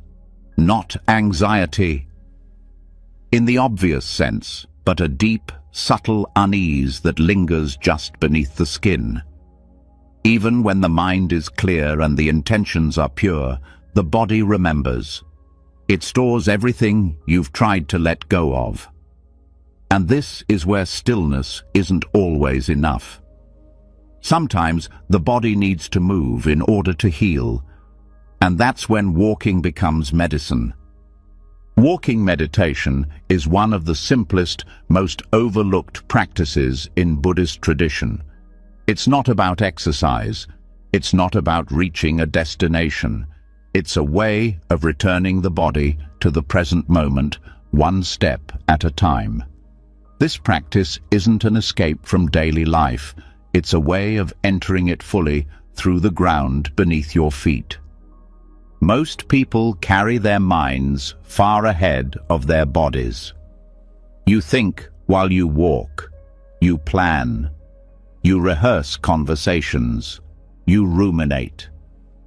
The body is moving, but the mind is somewhere else entirely. Walking meditation reconnects these two.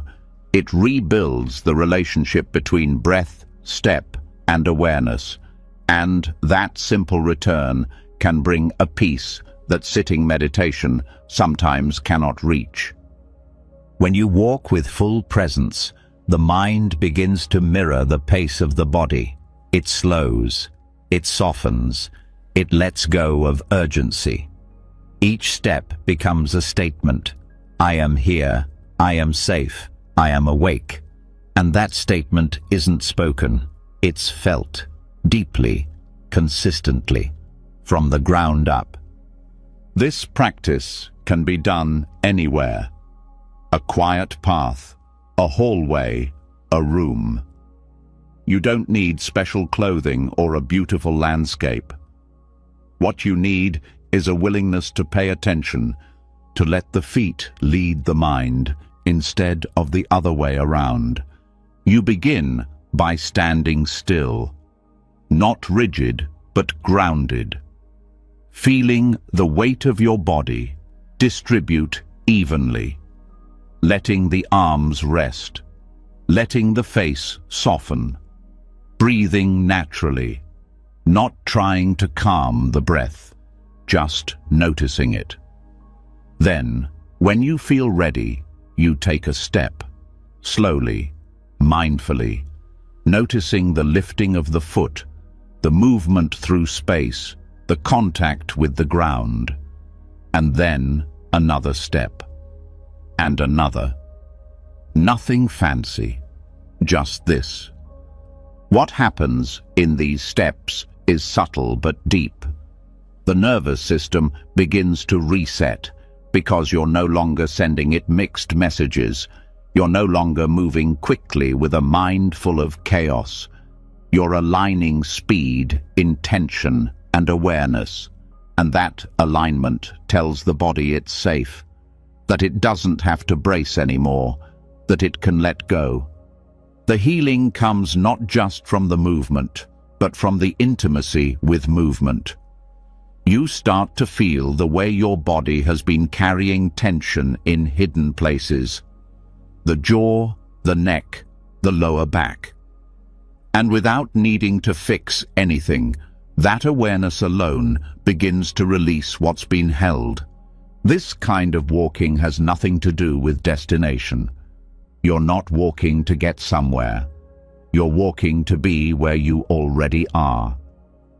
That shift in purpose changes the whole experience. You don't rush. You don't lean forward. You don't chase a future moment. You rest in each step as if it were enough. And over time, you realize it is. Many emotional patterns are stored in the body as unfinished movement.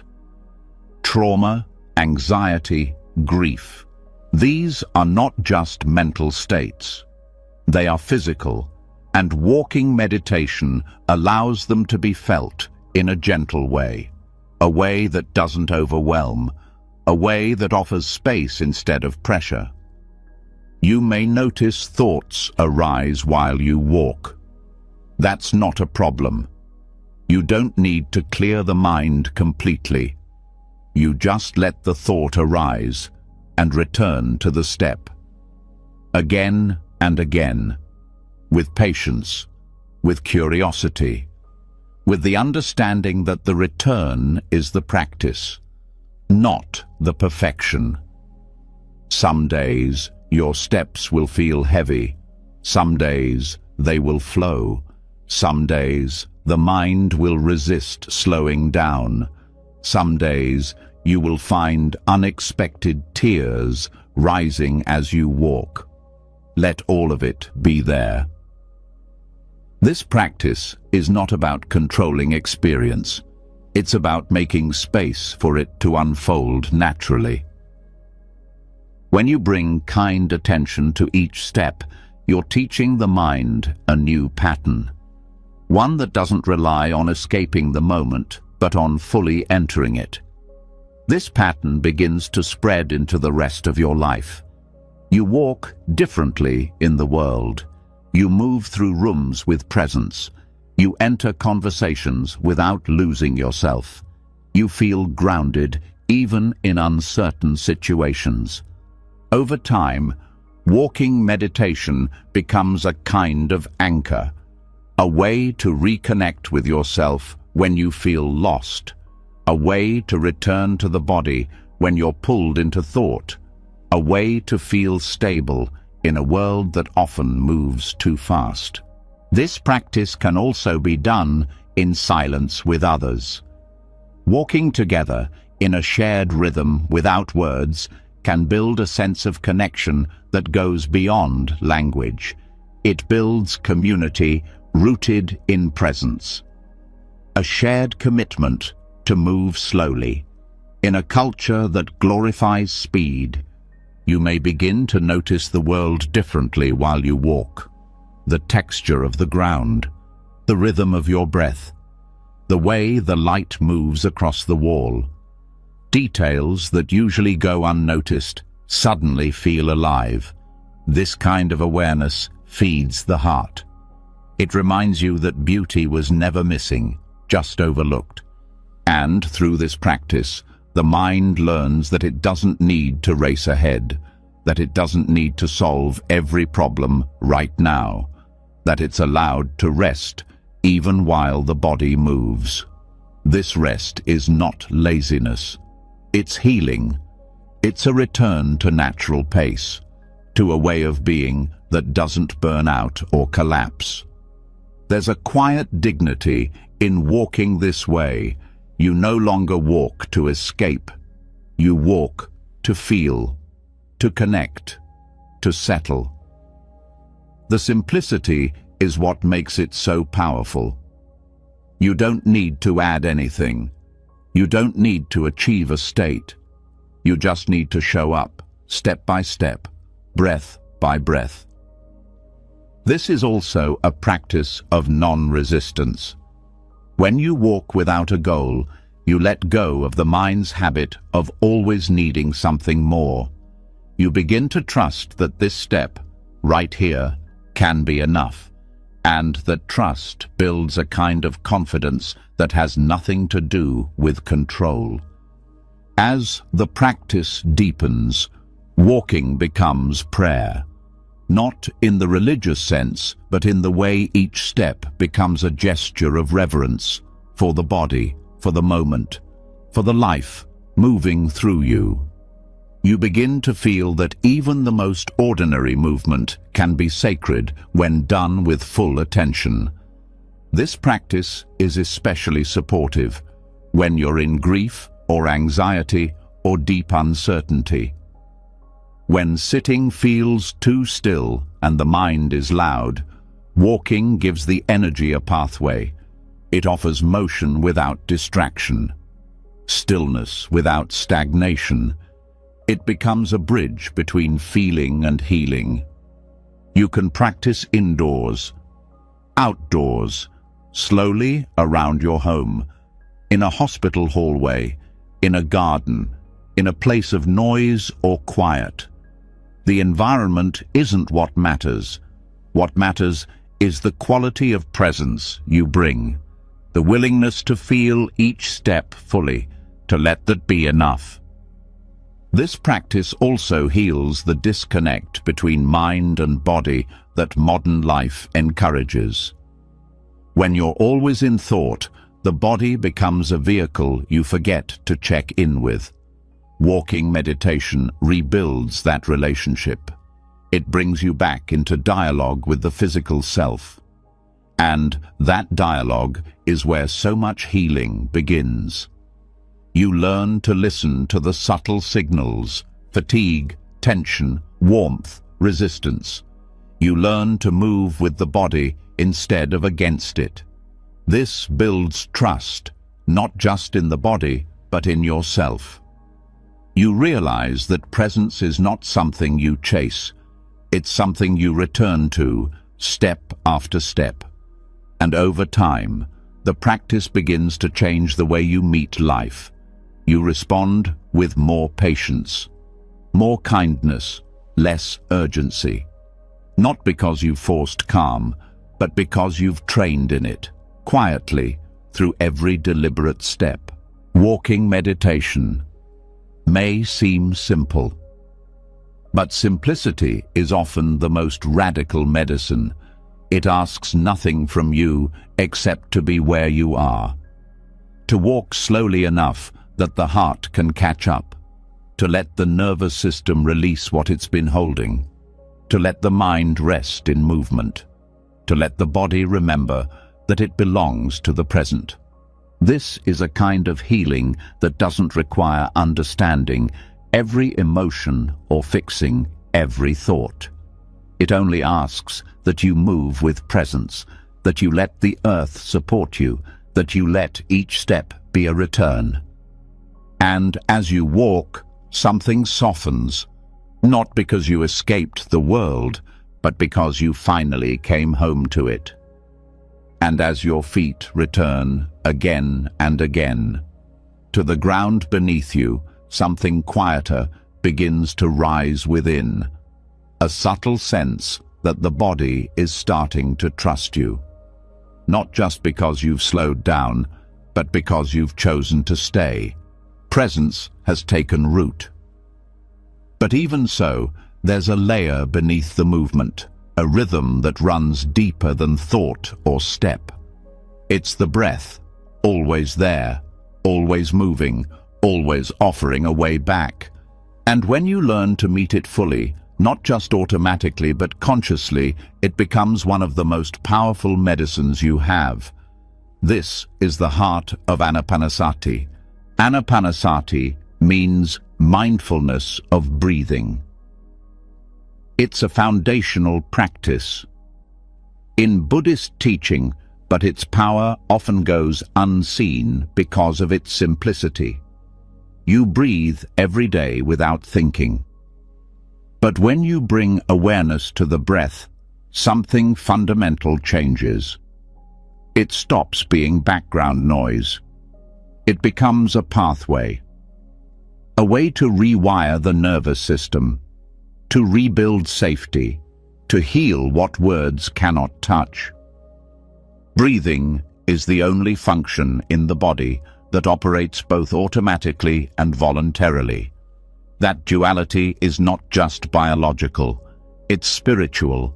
It means that even when you feel powerless, there is always something within you that you can choose to return to. You can't always change your circumstances or the emotions that rise, but you can breathe with them, and that act alone begins to transform the experience. Stress alters the breath without you realizing. It shortens it, tightens it, lifts it into the chest. Over time, this shallow pattern becomes habit. The body starts to live as if it's always preparing for attack. Even when there's no threat, the nervous system doesn't know how to settle. This is why so many people struggle to relax, because relaxation isn't something you tell the mind to do. It's something you invite through the breath. Anapanasati begins with simply noticing. You sit or lie down, not to force calm, but to witness the natural movement of air in and out. You feel the breath entering through the nose, expanding the lungs, and you feel it leave. You don't try to control it, you just watch, over and over, until watching becomes merging, until the observer and the breath begin to feel like one seamless experience.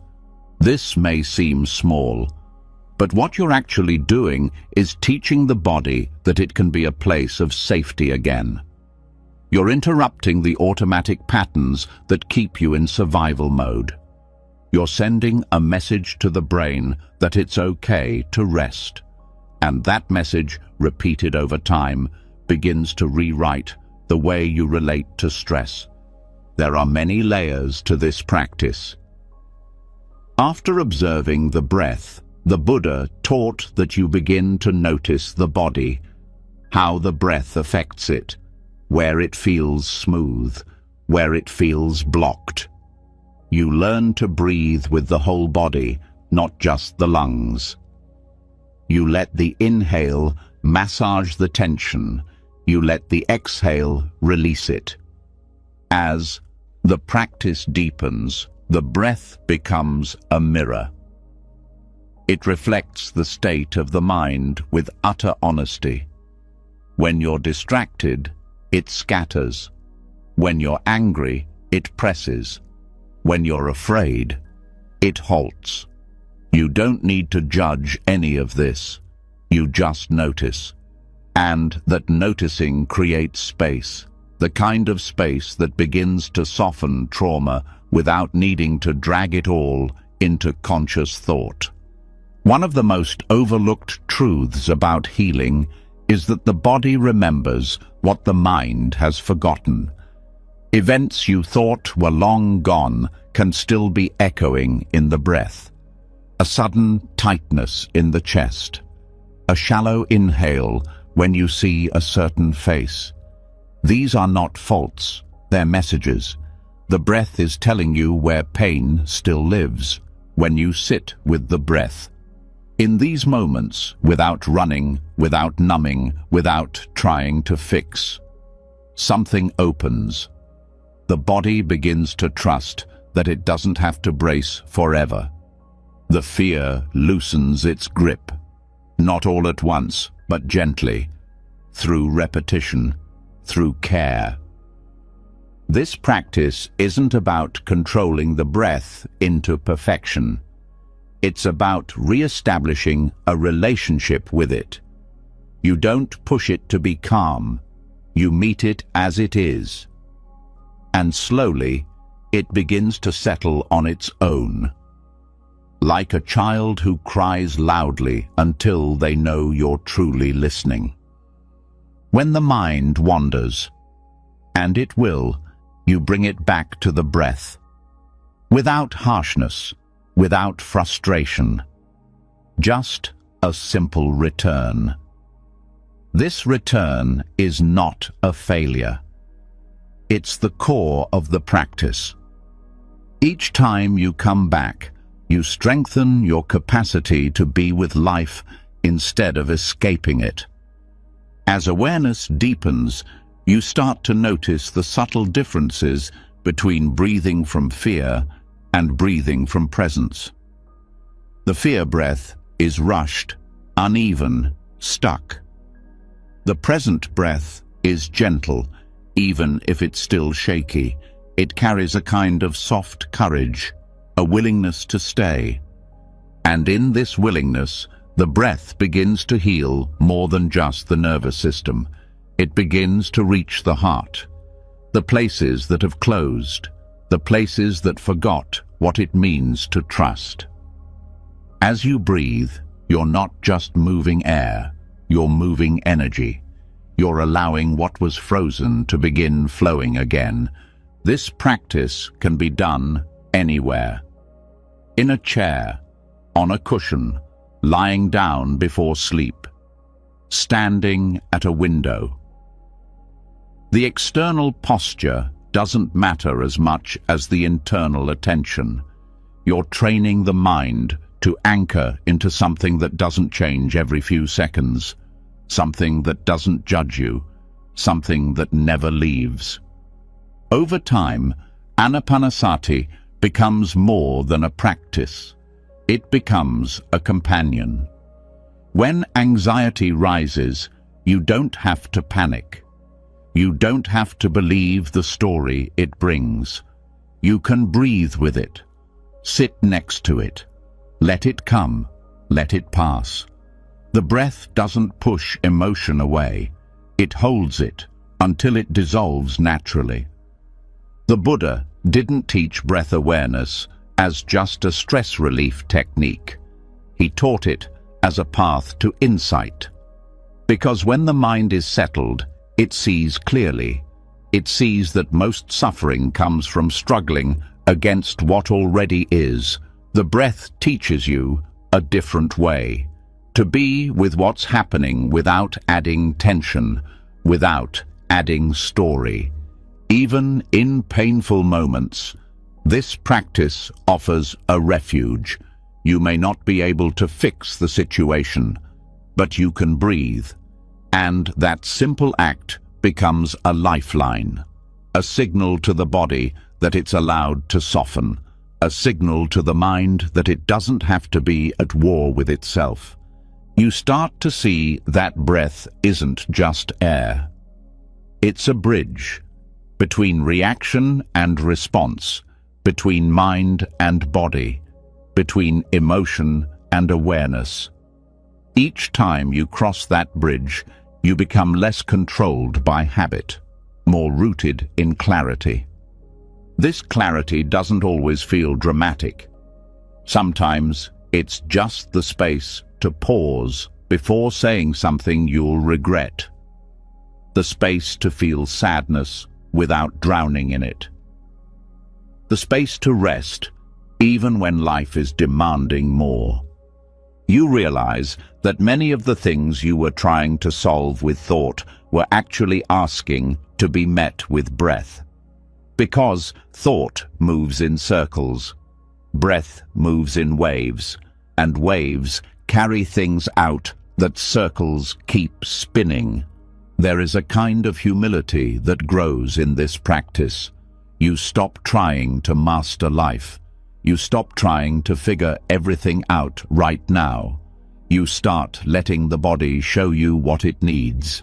You start listening more than directing.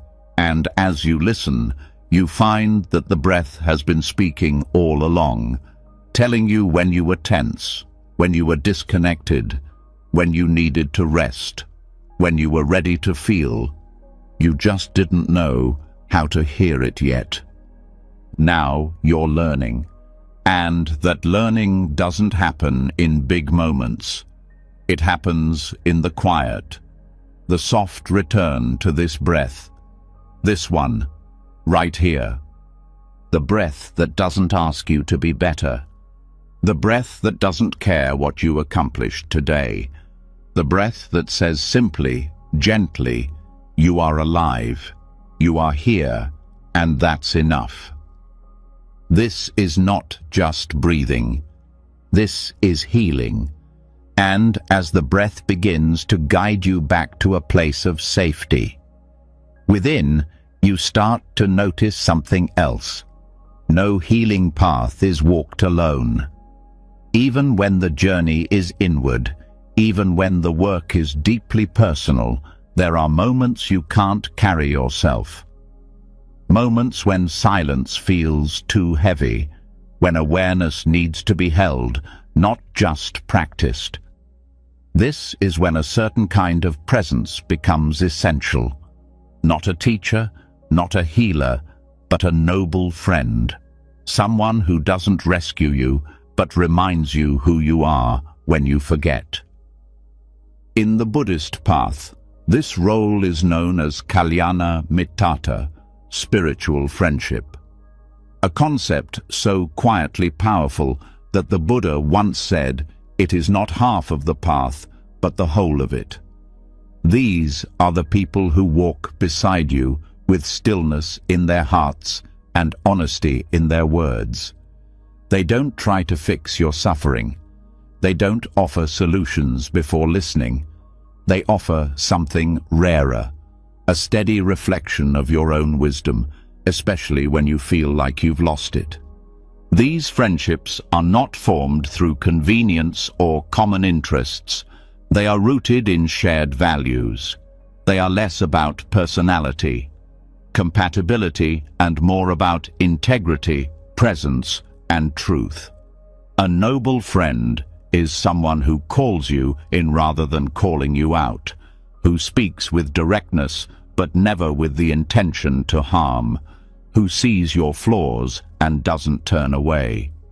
This kind of connection begins with the willingness to be seen, and that is not easy, especially for those who have been hurt by connection in the past.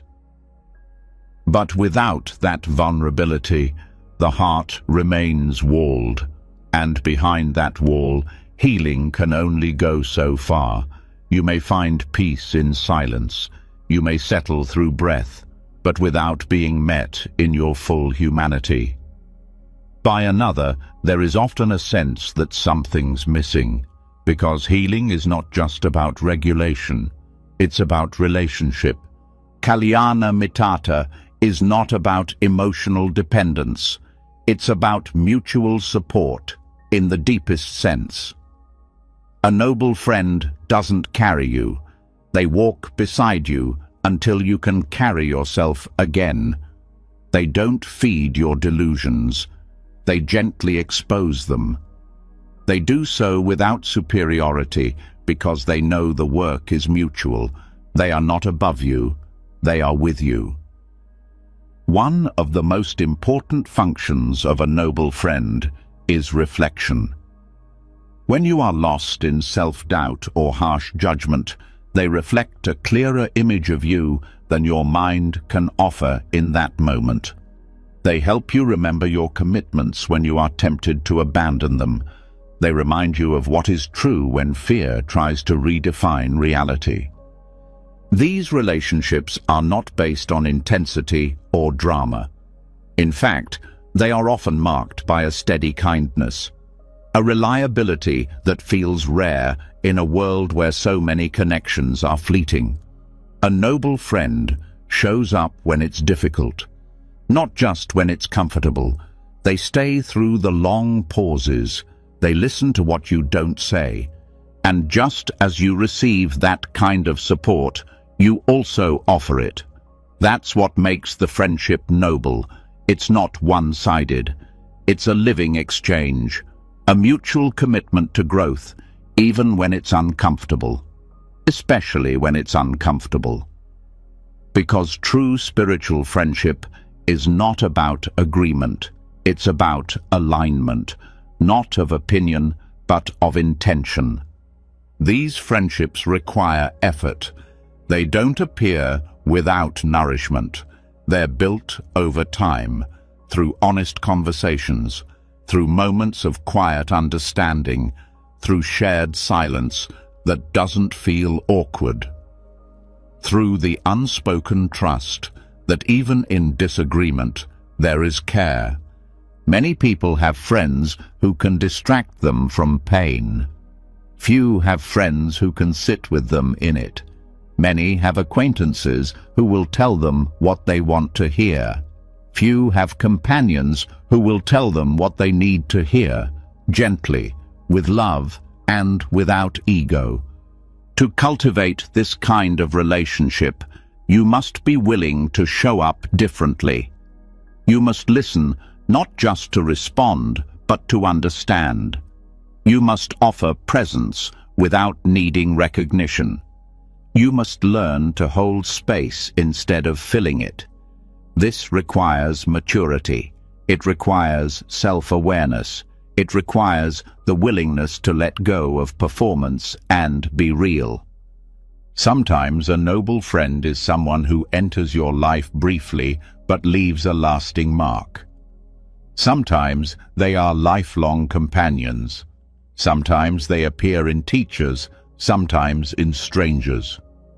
What matters is the quality of the connection, the way it opens you, grounds you, challenges you to be more honest with yourself. These connections can't be forced, but they can be invited. By living with integrity, by practicing generosity, by being willing to receive as much as you give, you attract noble friends by becoming one, by speaking with care, by listening with patience, by honoring boundaries, by staying centered in what matters. In difficult times, these friendships act as anchors, not because they remove the storm, but because they offer a steady presence in it. They help you stay connected to your practice when emotion tries to pull you away. They remind you of what you're committed to becoming, even when you forget. And in moments of joy, they reflect it back without jealousy. They rejoice in your growth. They celebrate your insight. They don't feel threatened by your strength. They feel inspired by it. Because the bond isn't built on competition, it's built on a shared desire to be awake. These friendships teach you that you don't need to walk the path alone to be authentic. That solitude and connection can coexist.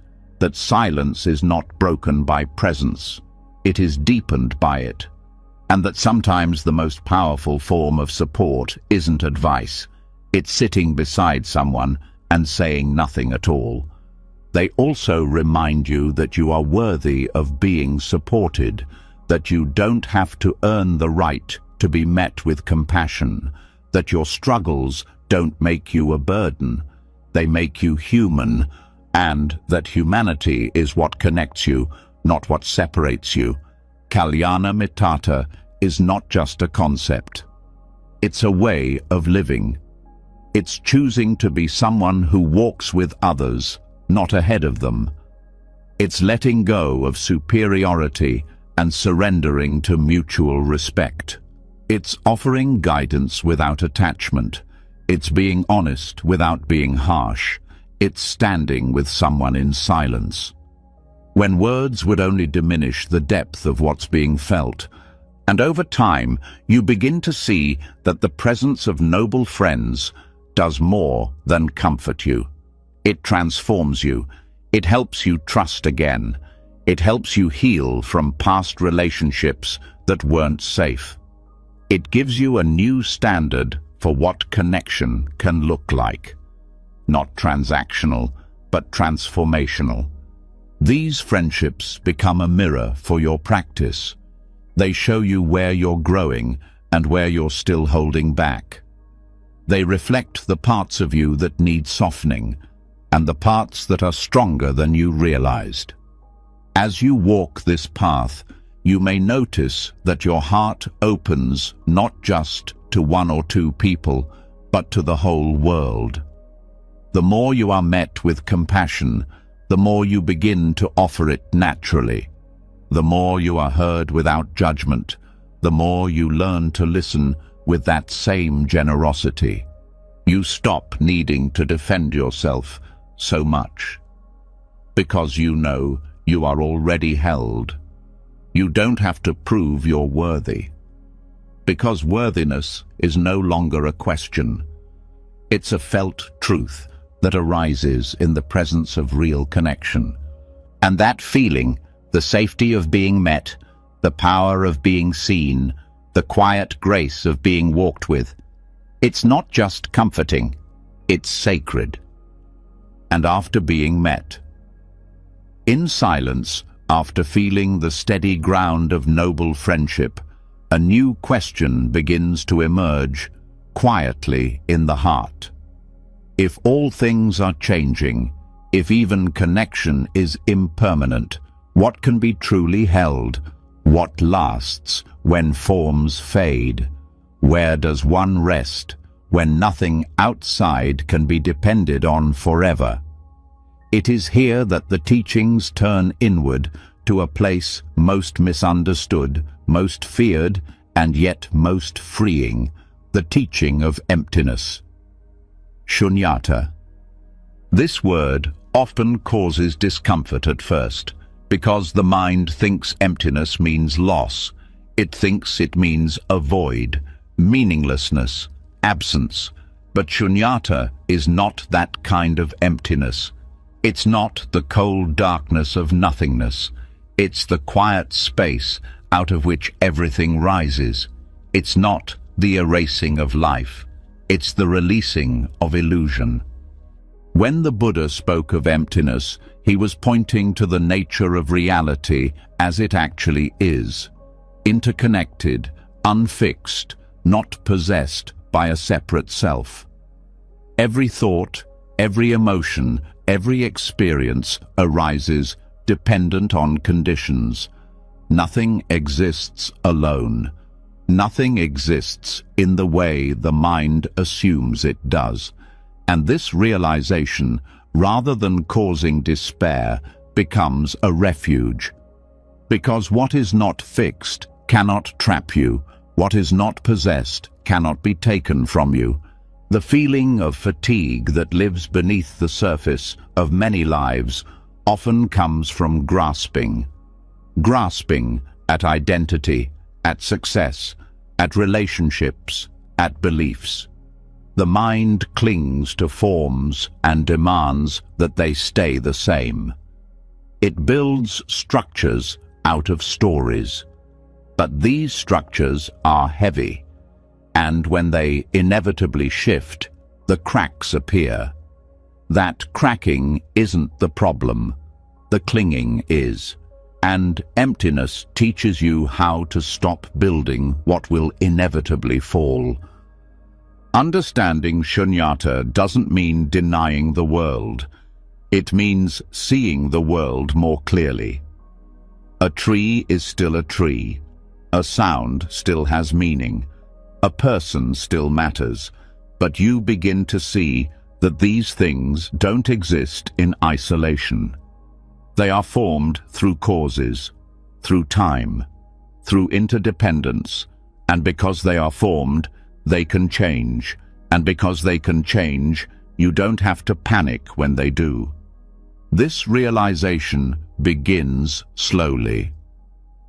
Often, in moments of disappointment, when something you relied on fails, the mind wants to collapse into despair. But a different insight begins to whisper, this too was empty of permanence, not meaningless, but unfixed. That whisper, if heard, begins to soften the fear. As you deepen in practice, you begin to watch the mind more closely. You see it construct labels. Me, mine, always, never, good, bad. And you begin to see that these labels aren't reality. They're filters. The mind uses them to feel safe, but they create distance from what's real. Shunyata asks you to put the labels down and look again, not through thought, but through presence. There is a tremendous peace that comes from not needing everything to fit into a story, from not defending every feeling, from not protecting every belief. When you let things be as they are, without attaching identity to them, the exhaustion lessens. You begin to feel light, not because life is always easy, but because you've stopped trying to freeze what was never still. Many mistake this teaching for detachment.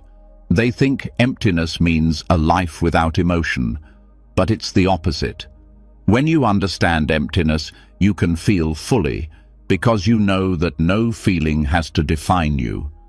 Grief can move through you without becoming your name. Anger can rise without becoming your home. Joy can blossom without becoming your goal. This openness creates room for everything, and when there's room, there's less struggle. Emptiness doesn't erase experience, it makes it spacious.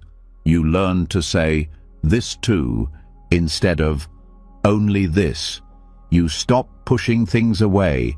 You stop holding on too tightly. You rest in the flow instead of trying to dam the river. One of the most practical implications of shunyata is the release of self-fixation. The belief that there is a solid, unchanging you that must be defended, promoted, improved, or protected at all costs. This belief is the source of so much inner conflict, because the self, as the mind understands, it is a collection of stories, roles, memories, and labels. But when you look closely, there's nothing solid there. Just movement, just change, just life flowing through a particular set of conditions. This isn't something to fear. It's something to welcome. Because when you let go of the need to be a fixed someone, you become available to what is actually here. You respond instead of react. You listen instead of defend. You love without grabbing. You exist without needing to be important. Shunyata also loosens the grip of shame. Shame is often built on the idea that who you are is fundamentally flawed. But when you see that the you you're shaming doesn't actually exist, as a solid thing, the entire structure begins to collapse. The feelings may still arise, but they no longer have a concrete object to attach to. They pass, and in their passing, space returns. This space is the gift of emptiness, not a void, but a field. A place where possibility is greater than fixation, where identity is fluid, where peace isn't dependent on circumstances. Even in times of crisis, this teaching offers relief. When things fall apart, you don't have to fall apart with them. You can grieve, you can feel, but you don't have to collapse into the story that everything is broken forever. You know that change is built into the fabric of reality, and that knowing carries you. When you live with this understanding, the mind softens. It no longer needs everything to be predictable. It no longer fears change as a threat. It sees change as nature, as truth, as something to dance with rather than run from. You also begin to trust silence more. Because in silence, there are no forms to cling to, no narratives to build, just presence, just awareness, just the empty field from which everything comes and to which everything returns. And that field is not cold, it is alive, it is intimate, it is yours and not yours at the same time. This perspective doesn't eliminate the world, it illuminates it. It allows you to be in the world without being possessed by it, to move through roles without believing they define you, to meet people without needing them to validate you. It's a quiet revolution, a gentle but radical shift in how you hold reality, from gripping to letting, from defining to observing, from being somebody to simply being. And from that place, life starts to feel different. Not because it changed, but because you're no longer holding it so tightly. You're letting it breathe, letting it be empty of everything you tried to make it mean. And in that emptiness, you find what you could never find through striving. Not meaning built on story, but peace that needs no explanation. And once you've touched the space of emptiness, not as a concept, but as a lived truth, something inside begins to shift permanently. The mind no longer needs to hold so tightly. The heart begins to rest more easily. But beneath that stillness, there's something else that begins to surface. A question that echoes quietly. If I am not this identity I've carried for so long, then who am I? This isn't a thought that seeks philosophy. It's a recognition that the self you've been defending may never have been real. And this is where insight begins its deep work. Vipassana is the fire that burns through the illusion of self and frees what has always been hidden beneath it.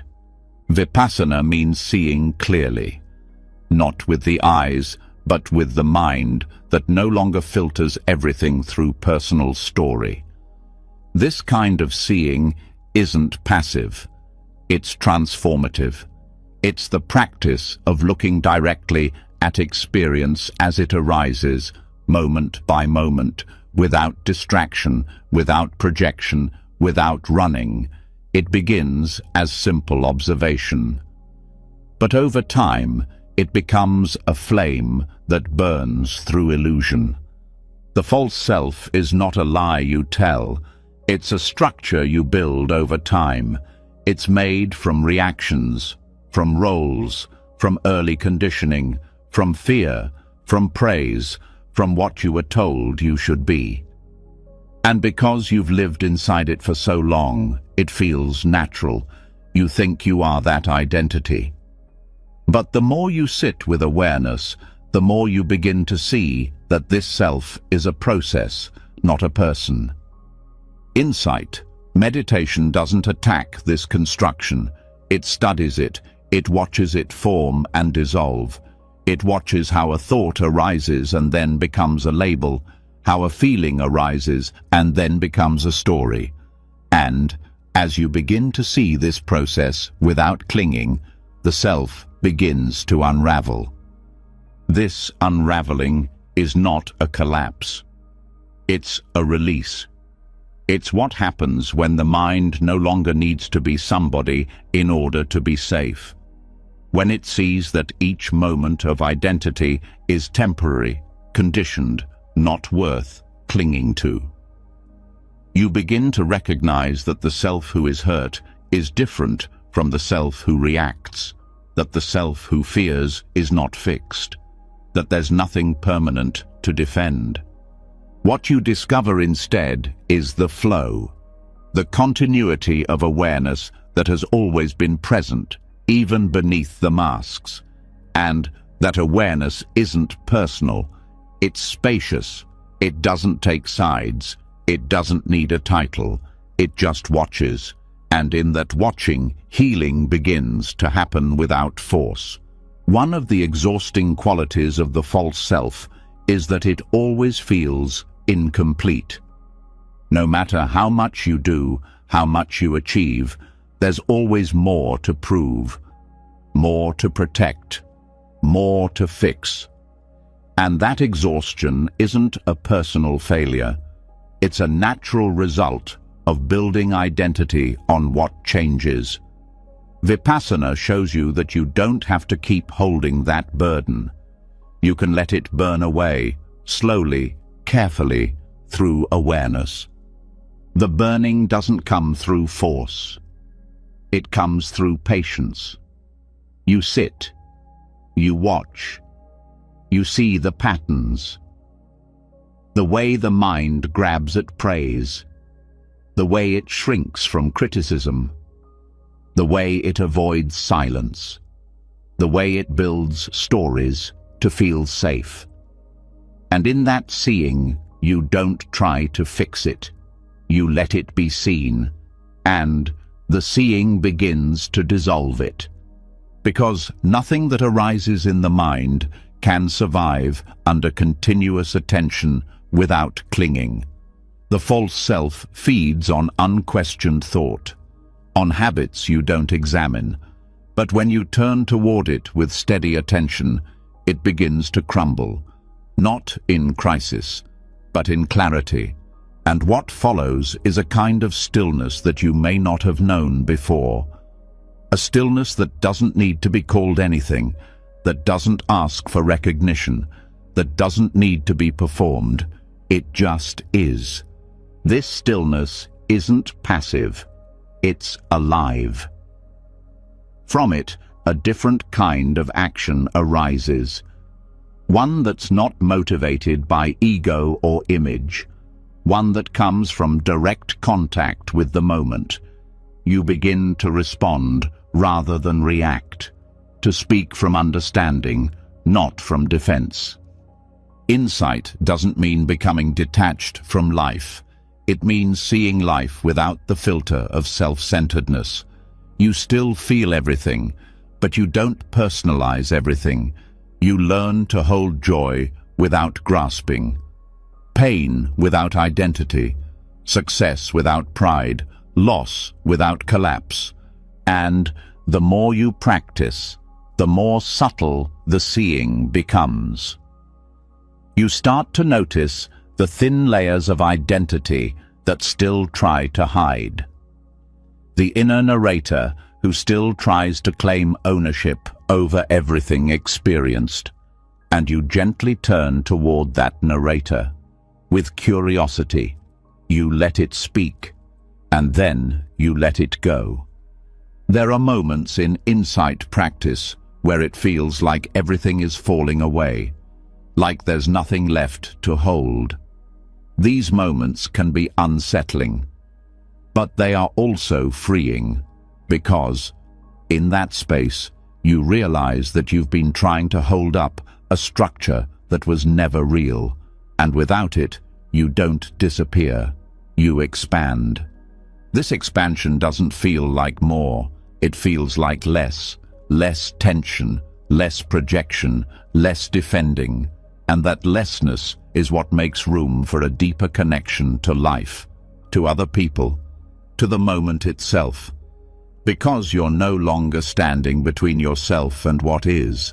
The practice of insight isn't always comfortable. It confronts, it strips away what you thought was necessary. But what remains is something you can trust. Something that doesn't shift with praise or blame. Something that doesn't break when the image cracks, and that something isn't a thing. It's a quality of being, a presence that exists before identity, a quiet knowing that doesn't need to be named. When you live from that place, you stop needing to convince anyone of anything. You just live. This is not indifference. It's freedom. Freedom from the need to be seen a certain way. Freedom from the stories that say you're never enough. Freedom from the anxiety that comes from constantly comparing, competing, explaining. Insight doesn't just change how you see yourself. It changes how you see others. You stop reducing people to roles. You see their stories as stories. You recognize the masks they wear, not with judgment, but with compassion. Because you know what it's like to wear a mask for so long you forgot it was there. And in that knowing, you relate differently. You listen without needing to fix. You speak without needing to impress. You stay present without needing to control the outcome. And that presence becomes a form of kindness that doesn't need to be announced. Over time, the practice deepens. Insight moves beyond the mind, into the body, into the breath, into the space between thought and reaction. You begin to sense when identity is trying to rebuild itself again. And you pause. You breathe. You let it fall away. Again and again. This falling away isn't a loss, it's a returning to simplicity, to clarity, to the awareness that has always been here, waiting for you to stop pretending. You don't have to destroy the self. You just have to stop mistaking it for who you are. And in that stopping, you find something that was never burned, something real, something free. And after watching the layers of the false self burn away, in the light of insight, you might expect a feeling of power or clarity to rise immediately in its place. But what often emerges instead is a different kind of question. If I am not this identity, and if life cannot be held on to, then what now? What should I do? This question, though honest, comes from habit. The habit of striving, the urge to move forward, to improve, to achieve, even in practice. But the deepest healing comes not from doing more. It comes from the radical, quiet shift into non-striving. Non-striving is a paradox. The mind, conditioned by a lifetime of effort, doesn't know how to make sense of it. It feels like giving up, like laziness, like settling. But that's only because you've been taught that value comes from movement, from trying, from producing outcomes. In the Dharma, non-striving is not a rejection of practice. It's the maturation of it. It's what happens when you begin to trust awareness itself, rather than trying to use awareness as another way to get somewhere. This practice begins when you start noticing how much of your inner life is built on subtle pressure. Even when you meditate, there's often a quiet voice asking, "Is this working?" That voice is the voice of striving. It's the voice that turns every moment into a task, every breath into a project, every feeling into a problem that needs to be solved. And that voice, however quiet, is exhausting. Non-striving asks you to stop chasing the next moment, to stop trying to improve the one you're in. It invites you to be exactly where you are without needing the experience to change. This doesn't mean you don't care. It means you begin to see that the healing you long for isn't found in effort. It's found in allowing. Allowing doesn't mean being passive. It means being willing to stay with what arises without manipulation. When you let go of the agenda to fix, the nervous system begins to settle. The body stops bracing. The mind stops grasping. You come into contact with a form of rest that doesn't depend on external circumstance. This is not a technique. It's a shift in orientation, from doing to being, from managing to meeting, from controlling to trusting. Awareness becomes spacious, not because you created it, but because you stepped out of the way. In the beginning, this can feel unfamiliar. The mind may resist. It's been trained to believe that effort is the only path to change. But effort is only helpful when it's connected to wisdom. Otherwise, it becomes force, and force, even when well-intentioned, often leads to burnout. Burnout doesn't just come from working hard. It comes from always reaching, always measuring, always comparing where you are to where you think you should be. Non-striving heals. This because it breaks the cycle of inner demand. It doesn't ask you to abandon growth. It asks you to stop treating growth like a race. Instead of asking, "How do I get rid of this feeling?" you ask, "Can I let this feeling be here?" Instead of trying to breathe more calmly, you simply notice the breath as it is. Instead of trying to feel peaceful, you recognize the impulse to try, and you let it go. This letting go is subtle. It's not a rejection. It's a relaxation, like unclenching a fist you didn't realize was tight. You begin to notice the micro-tensions that shape your inner world, the tiny moments of resistance, the constant adjustments you make to try to feel better. And you begin to see that these adjustments, though habitual, are not necessary. You don't need to feel a certain way to be present. You don't need to reach a certain state to be whole. You don't need to solve the moment. You just need to be with it as it is, with the gentle trust that awareness itself is enough. As this practice deepens, you begin to understand that awareness is not a tool. It's not something you use to achieve a goal. It's what you return to when you drop the idea that you have to get somewhere. It's not passive observation. It's intimate presence. It sees clearly, but it doesn't push. It stays no matter what arises. This staying is what heals. Because most of the time, the mind doesn't stay. It tries to escape the uncomfortable. It chases the pleasant. It treats each moment like a problem. But when you stay, without strategy, without judgment, something begins to open. A kind of softness, a kind of ease. And that ease isn't weakness, it's strength. The strength to let life be life. The strength to trust that you don't have to force clarity. That truth arises on its own when you're not trying to manage everything. You may notice that, in non-striving, emotions begin to move differently. They rise and fall without so much interference. You don't have to explain them. You don't have to analyze them.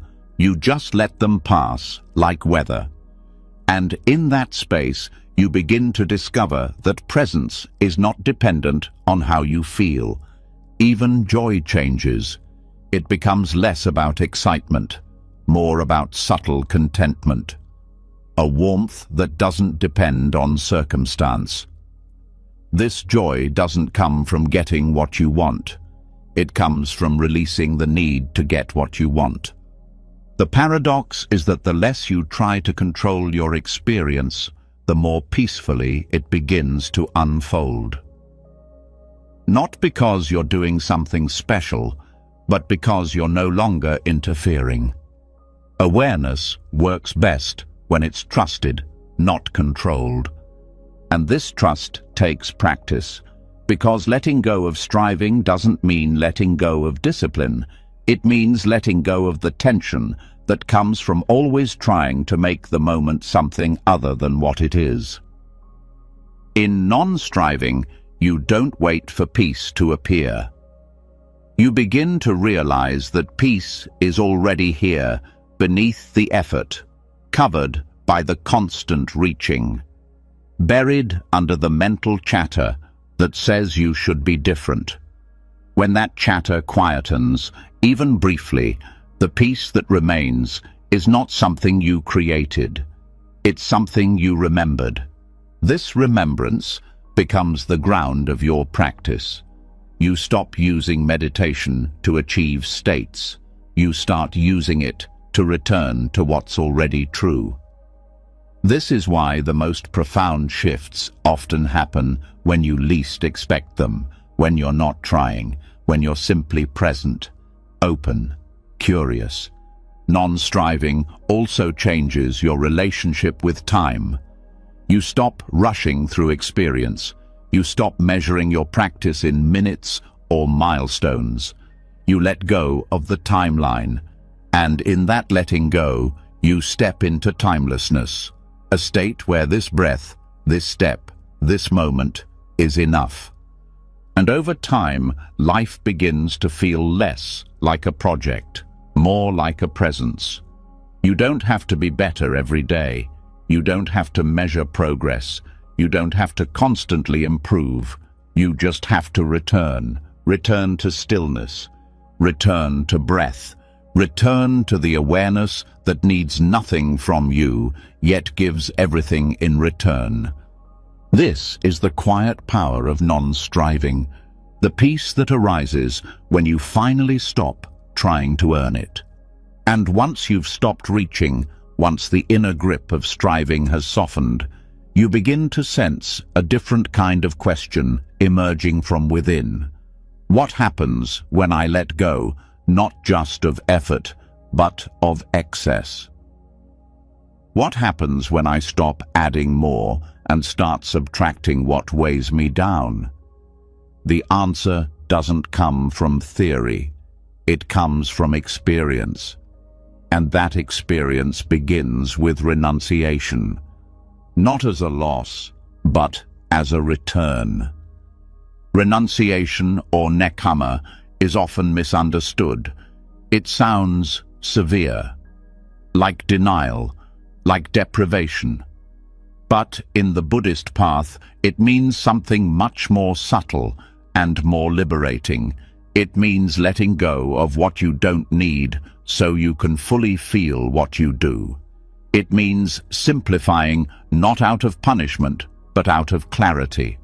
Because only when you stop filling every corner of your life with distraction can you hear what the heart has been trying to say all along. This letting go isn't about forcing emptiness. It's about creating space. Mental space, emotional space, space between you and the impulses that push you toward constant consumption. When you renounce something, you're not saying it's bad. You're saying, I don't want to be ruled by this anymore. That statement alone can be a turning point. The power of renunciation isn't found in what you give up. It's found in what that giving up makes possible. Most people carry too much, not just on their backs, but in their minds. Too many options, too many notifications, too many layers of noise that disguise the simplicity of what actually brings peace. Renunciation cuts through that. You start small. You look at what you've collected that no longer serves you. Not just objects, but roles, narratives, commitments that keep you busy but not fulfilled. You begin to ask, what am I holding on to, out of habit, out of fear, out of ego? And you listen carefully to the answers that arise. When you let go of what isn't needed, a kind of lightness appears, not just in the environment, but in your inner world. The mind becomes less reactive, less clouded. There's room to breathe, room to feel without overwhelm, room to think clearly without being pulled in 100 directions. And this space isn't empty in a negative sense. It's fertile. It allows insight to grow. It allows emotion to be held without spilling over. It allows you to discover that happiness doesn't come from having more, but from needing less. One of the most direct benefits of renunciation is that it returns choice back to you. In a cluttered life, your attention is often hijacked. You react instead of respond. But as you simplify, you regain authority over your time, your energy, your focus. And that authority feels like peace. This peace doesn't depend on having nothing. It comes from being honest about what's actually necessary. You begin to see that many things you once called essential were actually substitutes for meaning, for connection, for rest. When you let them go, you stop reaching out and start looking in. Renunciation also heals emotional overload. Because it's not just physical things that we hoard. We hoard stories. We replay conversations. We carry expectations from everyone around us. We say yes when we mean no. We agree just to avoid conflict. And each one of these moments adds weight to the heart. Nekama offers a way to lay that weight down. And you don't have to withdraw from the world to do it. You can live a simple life in the middle of the city. You can practice letting go while living fully engaged. The key is not where you are, but how you hold what you have. Renunciation is an internal posture. It's not what you give away. It's what you no longer let control you. This practice is especially important in a world built on stimulation, where every app, every ad, every platform is designed to hold your attention, where speed is worshipped and quiet is feared. Renunciation isn't about rejecting technology or comfort. It's about refusing to be enslaved by it, about choosing depth over distraction, stillness over noise. You begin to ask different questions. Instead of, how can I fit more into my day? You ask, what can I remove that doesn't need to be there? Instead of asking, what will make me impressive? You ask, what will make me honest? These questions lead to a different kind of fulfillment. Letting go also shifts your relationship with identity. Many aspects of the false self are held in place by what you own, what you do, how you're seen. But when you start to release these attachments, even gently, you discover that who you are is not found in what you accumulate. It's found in the space you make for what's real. This space doesn't lead to isolation, it leads to presence. Because the more you strip away, the more you show up. You're no longer divided between what you're doing and what you're pretending to be. You become available to the moment, to others, to yourself. And this availability changes everything. You're not numb, you're not disconnected, you're engaged without being consumed. You care without being pulled apart. You participate without needing to control every outcome.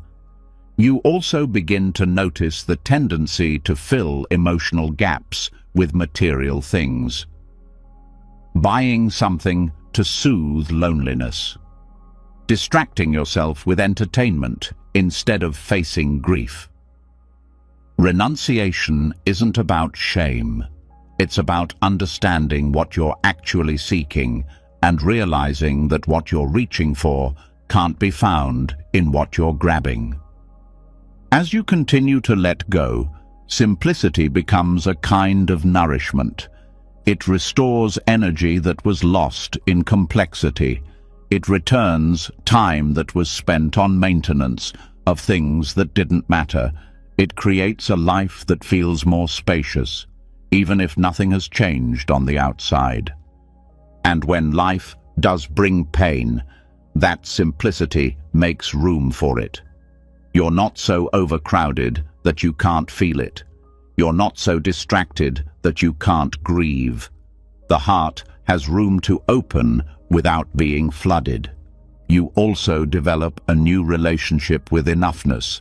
You stop chasing an imagined future where you finally feel settled. You start recognizing what's already here.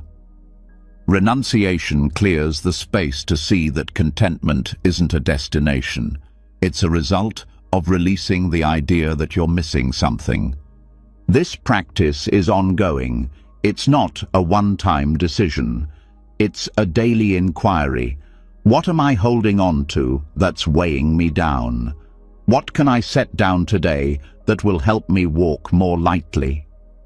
Sometimes it's an object, sometimes a habit, sometimes a thought. And with each letting go, you create room for stillness, for clarity, for joy that doesn't come from possession, but from presence. This is the quiet power of renunciation. Not a life of less, but a life with room to truly live. And as the life around you becomes simpler, as you begin to set down what you no longer need, something more subtle comes into focus. Even with fewer distractions, even as outer clutter falls away, you start to notice the source of most movement still comes from within. A thought forms, a word is spoken, a choice is made, and beneath all of it, there is something quiet but powerful at work. Intention, not always obvious, often automatic, but always present.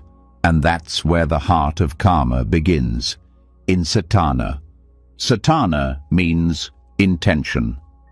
It is what moves the mind into action.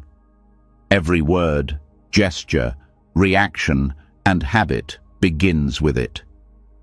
Whether you're aware of it or not, satana is already shaping your life. It's planting seeds with every decision. Some bloom into peace, some into regret.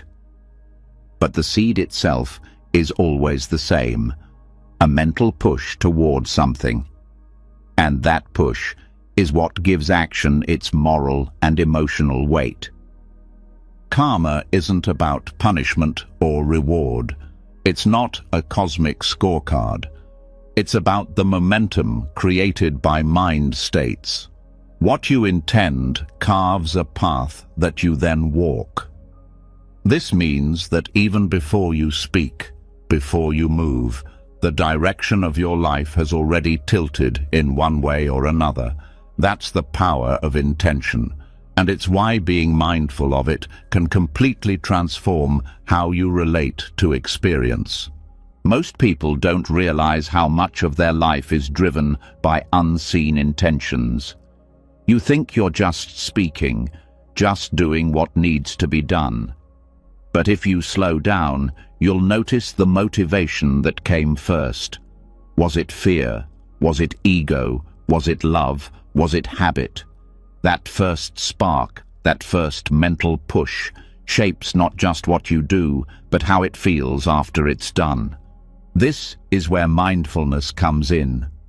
Not just as moment-to-moment awareness, but as a way of getting quiet enough to see what's moving you. You begin to catch the subtle urge before it becomes a reaction. You notice the tone of the thought before it becomes a word.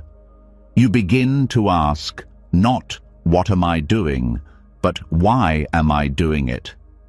And the why changes everything. Because actions that seem alike on the outside can carry completely different energies. You can help someone out of guilt or out of generosity. You can stay silent out of wisdom or out of fear. You can speak out of compassion or out of a need to be right. Only you know which it is, and that knowing is where real change begins. Refining intention doesn't mean you have to become rigid or overly anxious. It means you begin to care more about the energy you're bringing into each moment. You begin to choose rather than react. You begin to plant seeds on purpose instead of by accident. This practice can start with the smallest actions. Before you pick up the phone, pause. Ask yourself, what am I hoping to bring into this conversation? Before you eat, am I nourishing or numbing? Before you respond, in a conflict, is this coming from clarity or from old pain? These pauses don't take time. They create time. They give you room to align.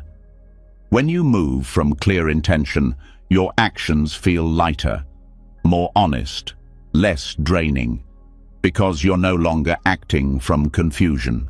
You're acting from connection, and that connection keeps you rooted, even in the middle of uncertainty. Intention is also what shapes your inner world.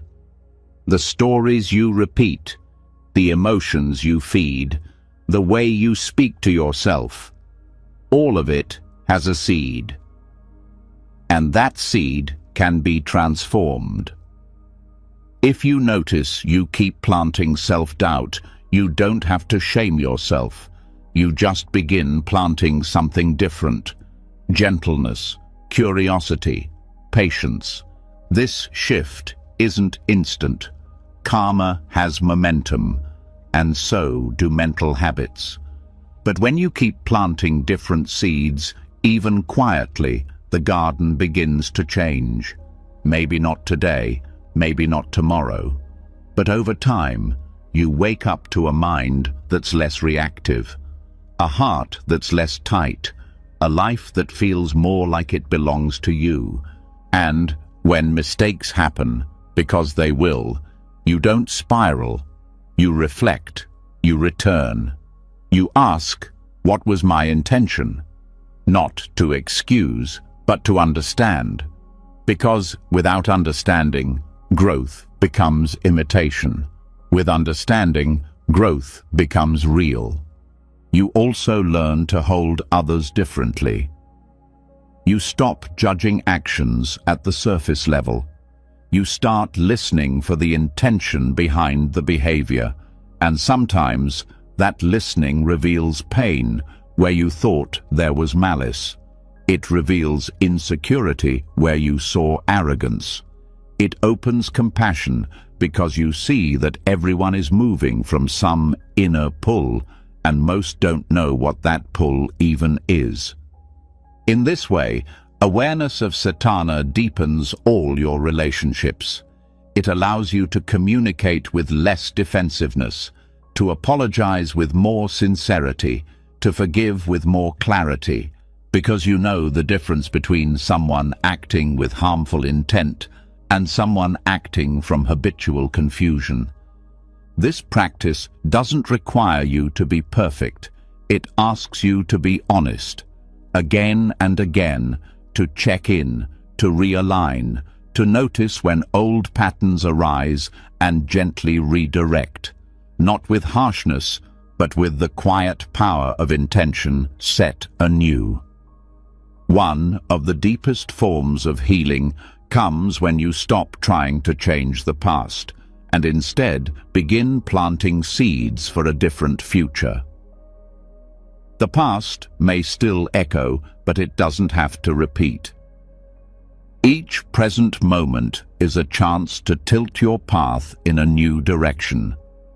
Even a fraction of a degree over time leads to a completely new destination. Intention doesn't need to be dramatic. You don't need to wake up every day with a grand plan. Sometimes it's as simple as, "May I be present," or "May I cause no harm," or "May I learn something today." These quiet commitments become inner anchors.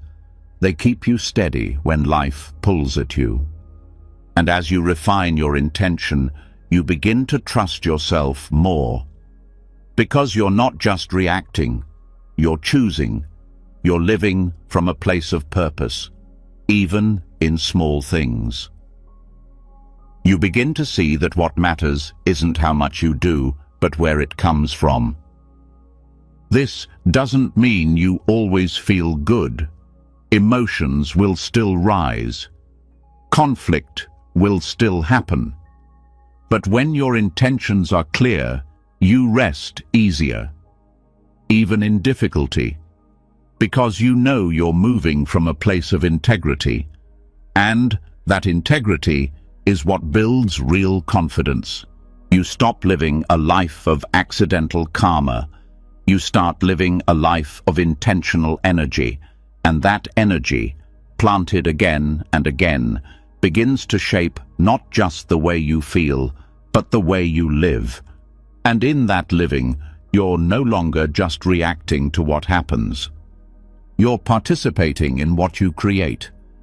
And as you begin living from intention rather than habit, something deep inside you starts to quiet. The old urgency lessens. Your choices become simpler but more powerful. There's clarity, there's ground. But alongside that steadiness, you might start to notice a strange absence, not in yourself, but in how you relate to others. You're more aware, more present, more honest. Yet there's still a lingering tension when someone else succeeds, a quiet ache when they receive what you long for. This is where the heart meets one of its final tests. Can you truly rejoice in the joy of another? This is the path of mudita. Mudita is joy that comes not from personal gain, but from witnessing the joy of someone else. It sounds simple, but for most, it's one of the hardest practices. Not because we don't want others to be happy, but because we've been taught, often without words, that life is a competition, that if they win, we must be losing, that someone else's good fortune highlights our lack, that we're falling behind. This mental framing creates a kind of scarcity that isn't about money or resources, it's emotional. a tight, protective way of seeing that closes the heart to shared happiness. Instead of feeling warmth, we feel distance. Instead of celebrating, we compare. And every time we do, we reinforce a world where joy feels threatening unless it belongs to us. Mudita begins with undoing that, with training the heart to see happiness as abundant, as shared, as something that can be widened rather than owned. It begins with awareness, noticing the twinge of envy, the sharpness of insecurity, the subtle ways the mind tries to diminish what others have so we can feel taller. This isn't a moral failure. It's conditioning, but it can be unlearned, because underneath that reflex to compare is a deeper truth, that rejoicing in others doesn't diminish us. It heals us. It lifts something in us that has been crushed by isolation and rivalry. It reminds us that we are not separate from joy, even when it isn't ours directly. Practicing mudita starts small. You begin by noticing how often the mind slips into comparison. You hear news of someone else's success, and instead of smiling, you shrink. You don't shame yourself for that response. You just see it. And you pause long enough to ask a different question. What if this joy can also be mine, not as possession, but as participation? That shift, over time, changes everything. Because you begin to see that envy doesn't protect you. It starves you. It locks you out of joy because it trains your mind to look for what's missing instead of what's alive. Mudita opens that lock, not by pretending, not by forcing praise, but by genuinely training the heart to recognize joy as joy, no matter whose life it appears in. You can practice this every day. Start with strangers. Watch someone laugh across a cafe. Hear about a neighbor's good news. Instead of moving on, pause, feel it. Even just for a few seconds, let that joy enter your chest as if it were your own. You don't have to force a smile. Just let the tightness soften. This isn't performance, it's practice. You can also bring mudita into relationships, especially with those closest to you. Because sometimes that's where it's hardest. Not because you don't love them, but because the closeness exposes your own insecurities. Their growth might remind you of where you still struggle. But this is the very edge where transformation lives. You begin to catch the mind when it says, "Why not me?"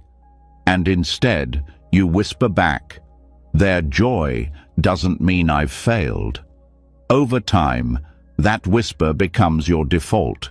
You stop measuring worth by comparison. You stop measuring progress by outpacing others. You start living from wholeness, not from scarcity. Mudita also offers relief from the burden of self-importance. Because when you can genuinely rejoice in another, you're not centering yourself. You're letting go of the need to be special in order to feel joy. You're saying, "This happiness is real, and that's enough." That letting go is a kind of freedom most people never taste. This joy doesn't mean you ignore your own pain. It means you stop using pain as a reason to withhold love. You can still grieve, still heal, still struggle, and still let someone else's light touch you. That's not weakness. That's strength of heart, the kind that doesn't close just because it hurts. Over time, this practice changes how you move through the world. You stop seeing other people as threats. You stop rooting your confidence in comparison. You become a source of encouragement instead of silence. A mirror of joy instead of a wall of distance.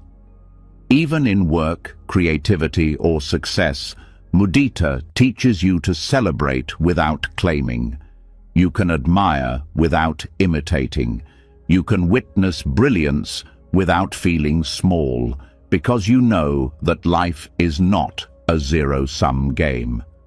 The light in another doesn't dim yours. It helps you see more clearly. This practice also rebuilds connection. Because so much of disconnection comes from unspoken competition, from the feeling that you have to guard your joy or hide your struggles. Mudita makes space for both. It says, you can shine and I can stand with you, not against you. That presence is healing for you, for them, for everyone around you. And when you can't feel joy for someone else, mudita still has something to offer. It teaches you honesty. It teaches you to acknowledge the tightness, the jealousy, the grief, to sit with it without acting on it, and to stay open enough that one day that pain can soften into a smile. Not fake, not forced, just real. Because mudita isn't about pretending, it's about learning to see the fullness of life even when it doesn't favor you in the moment. It's about remembering that joy is not a resource you have to compete for. It's a flame that spreads without diminishing, and the more you tend that flame in others, the more it lights up the corners in you that have forgotten how to feel. You begin to discover that the deepest joy is not the one that shouts, "Look at me." It's the one that whispers, "I'm happy because you are." That joy is quiet, but it's enduring. It's a joy that doesn't depend on winning. It lives in the background, like a warm current, carrying you through moments when your own joy feels far away. And over time, that current becomes a river, one that feeds everything it touches. Not because you tried to build it, but because you stopped blocking it. You let it flow. You let it belong to everyone. And in doing so, you found a joy that doesn't fade. A joy that heals without needing to be yours alone. And as you begin to feel joy that's not dependent on possession, as your heart softens enough to rejoice in others without comparing, something becomes clear. Happiness was never meant to be hoarded. It was always meant to be shared. But even in that shared joy, even in that wide, compassionate space, the mind still moves. It jumps ahead. It replays the past. It builds fantasies and fear. And without meaning to, you find yourself far from where you actually are. This is the nature of a wandering mind. Not because it's broken, but because it's searching. What it's truly searching for, though, can only ever be found in one place, right here, right now. The present moment is not just an idea. It is a refuge, a shelter for a tired heart, a place where the mind can lay down its weapons. The present doesn't demand, it doesn't chase, it simply waits. Yet most people spend their lives running from it, not intentionally, but out of habit. The mind moves forward, out of hope, and backward, out of regret. In both directions, it misses the only place where real peace lives. Taming the wandering mind begins not by forcing stillness, but by recognizing that the mind moves because it's trying to protect you. It believes that if it rehearses the future, it can prevent failure. If it replays the past, it can find certainty. But that movement comes at a cost. It fragments attention. It drains energy. It creates a constant hum of restlessness. This restlessness feels familiar, but it's not natural. It's a habit that's been practiced so often it feels like truth. But when you begin to observe the mind instead of following it, a space opens up. That space is awareness. And in that space, the present becomes available. You don't need to silence the mind. You only need to stop believing that every thought deserves your attention. Not every thought is useful. Not every mental narrative leads to insight. Many lead you away from what's happening now, and what's happening now is the only place transformation is possible. Returning to the present is a skill. And like any skill, it requires practice. It begins with noticing when you've left. Noticing when you're lost in thought. Not with judgment, but with curiosity. You simply say, "Here I am," and breathe. The moment you say it, you're back, and what you return to isn't always peaceful. Sometimes it's boredom, sometimes it's sadness, sometimes it's a body that feels heavy or a mind that feels flat. But that's okay. The present doesn't guarantee comfort. It offers honesty, and that honesty is where real rest begins. Because the wandering mind isn't just distracted, it's exhausted. From trying to control what it can't control, from trying to fix what isn't broken, from trying to escape what needs to be felt. Bringing the mind home is an act of compassion. You're not forcing it into stillness. You're giving it permission to stop running. This homecoming can happen in any moment. Washing dishes, hearing rain, feeling breath. There's no special setting required. What matters is attention, not as force, but as friendship. You offer your attention like you would offer a warm hand to a child. Steady, kind, without pressure. The mind will still wander. That's its nature. But the difference is you don't have to follow it every time. You can learn to pause before you chase the thought, to breathe before you believe it. That pause is a kind of power. It breaks the pattern of automatic reaction. Staying present also changes the way you experience emotion. Instead of getting pulled into the story around a feeling, you begin to notice the feeling itself. Tightness, heat, movement. You feel it not as a problem, but as a passing experience. It rises, it peaks, it fades, and through it all, you stay. This staying builds resilience.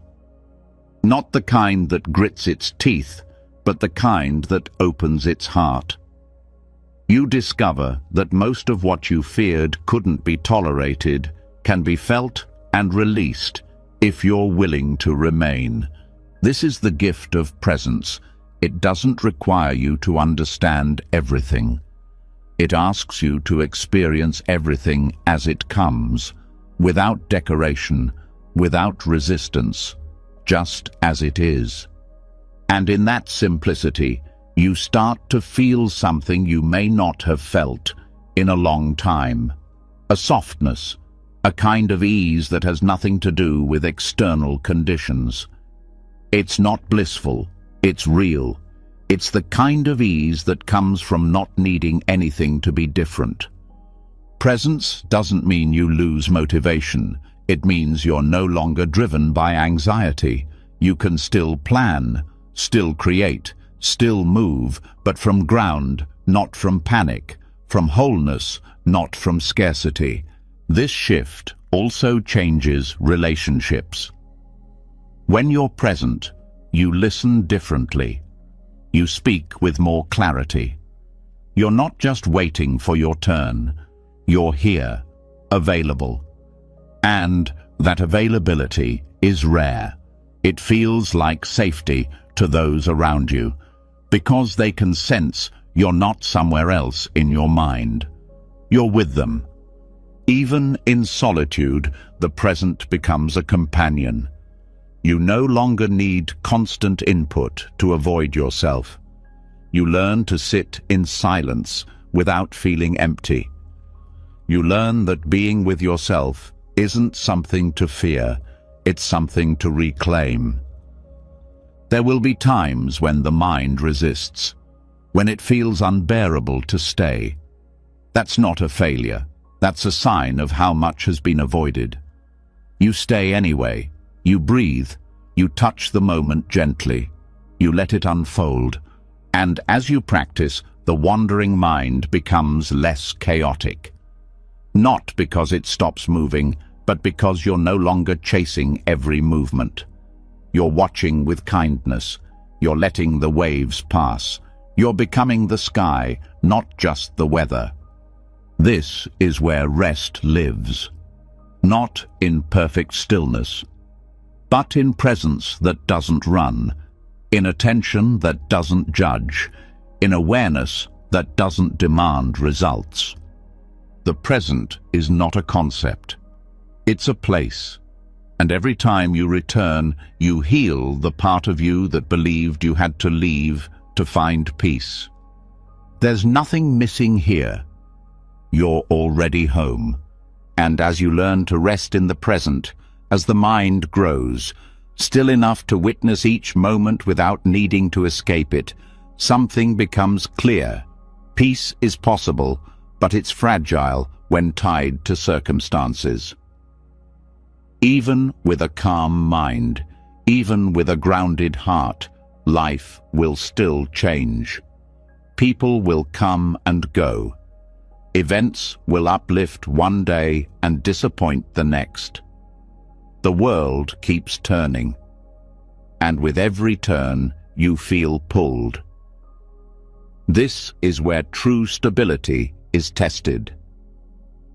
Because the real challenge isn't simply finding presence, it's staying present when life moves in opposite directions. This is where the 8 worldly winds begin to blow. The Buddha described these winds as gain and loss, praise and blame, fame and disrepute, pleasure and pain. They are the opposites that pull at every human heart.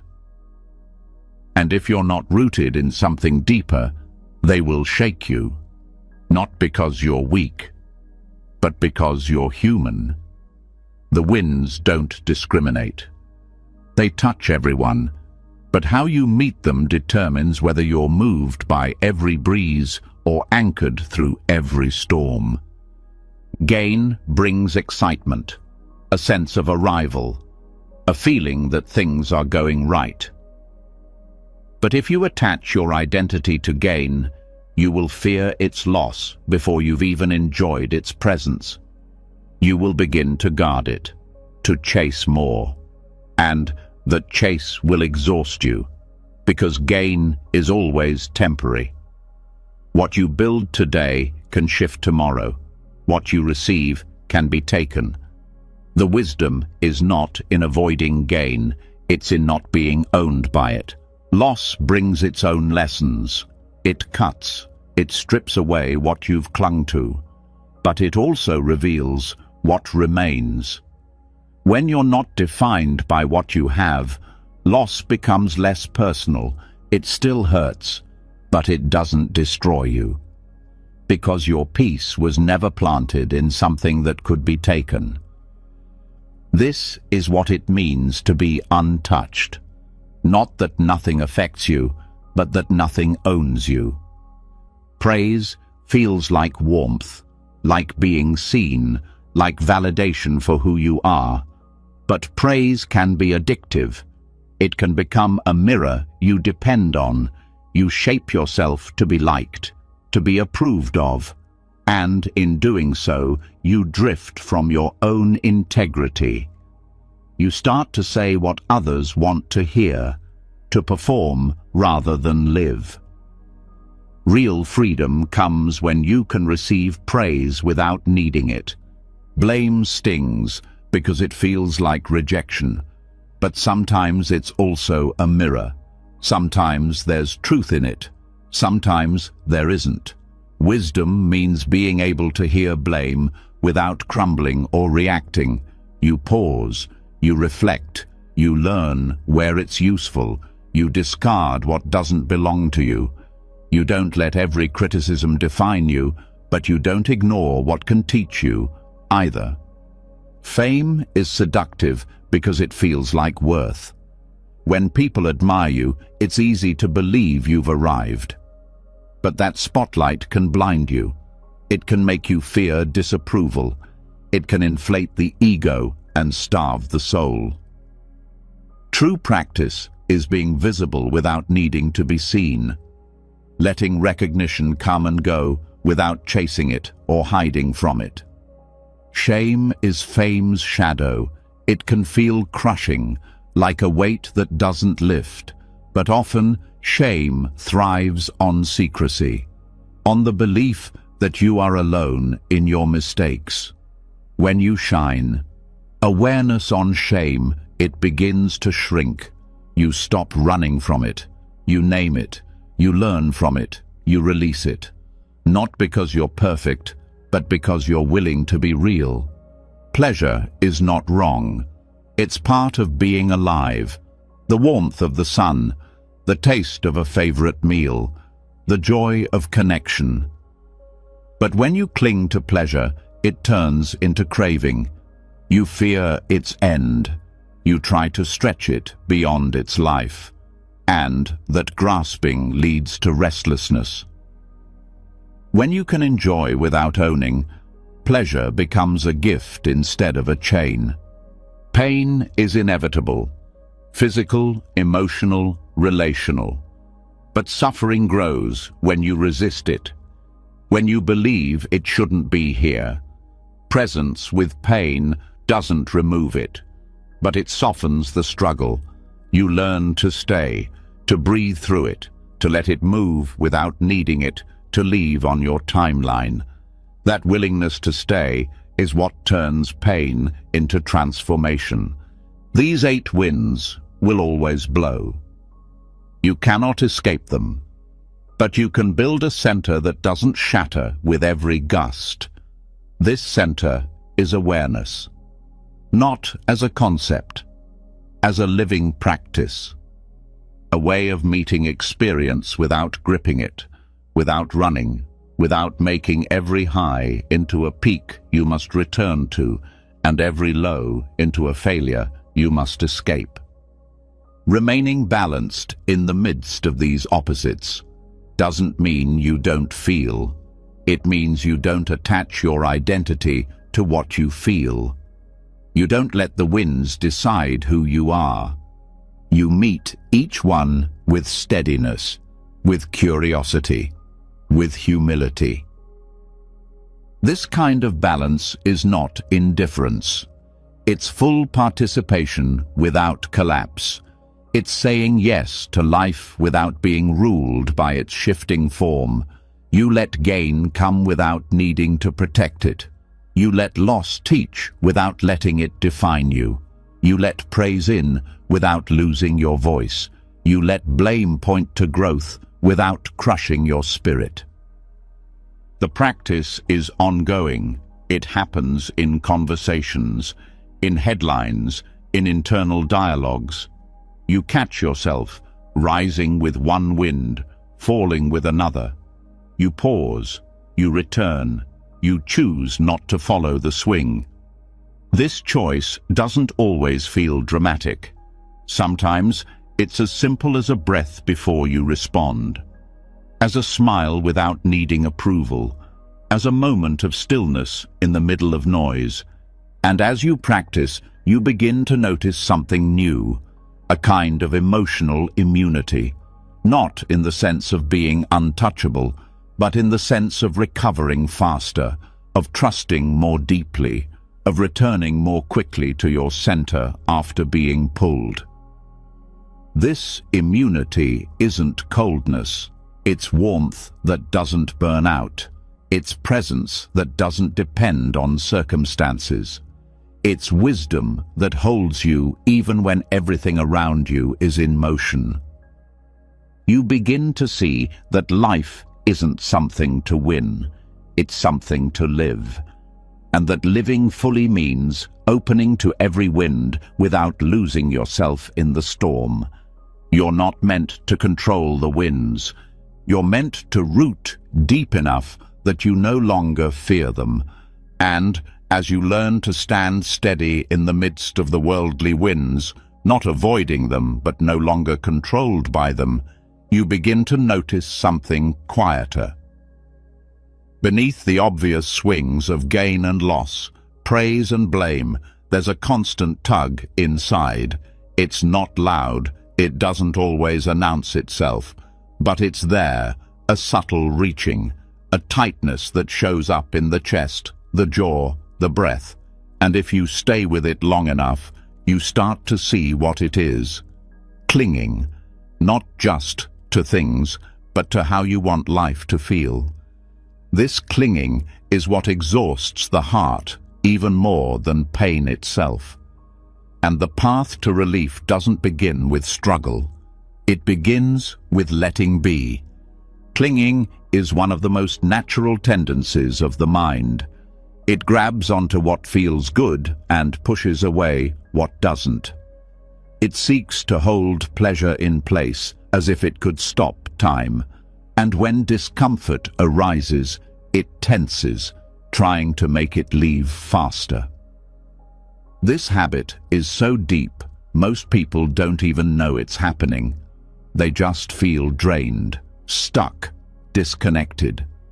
But when you bring awareness to the subtle grasping, you begin to see why peace is so fleeting.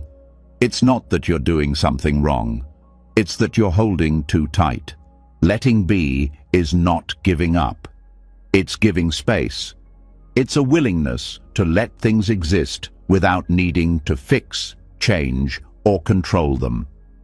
That might sound passive, but it's one of the most powerful shifts you can make, because clinging doesn't just show up in obvious attachments. It appears in thought patterns, in expectations, in the silent script that says you're only okay if things go a certain way. This grasping lives everywhere, in the desire to keep joy from ending, in the urge to make sadness go away, in the need to understand every feeling before you allow it. The heart becomes tired, not because of what it feels, but because it's always trying to manage what it feels, always trying to pull closer what's pleasant, always trying to escape what's not. Letting be is the counter-movement. It doesn't require you to like everything. It asks you to stop arguing with what's already here.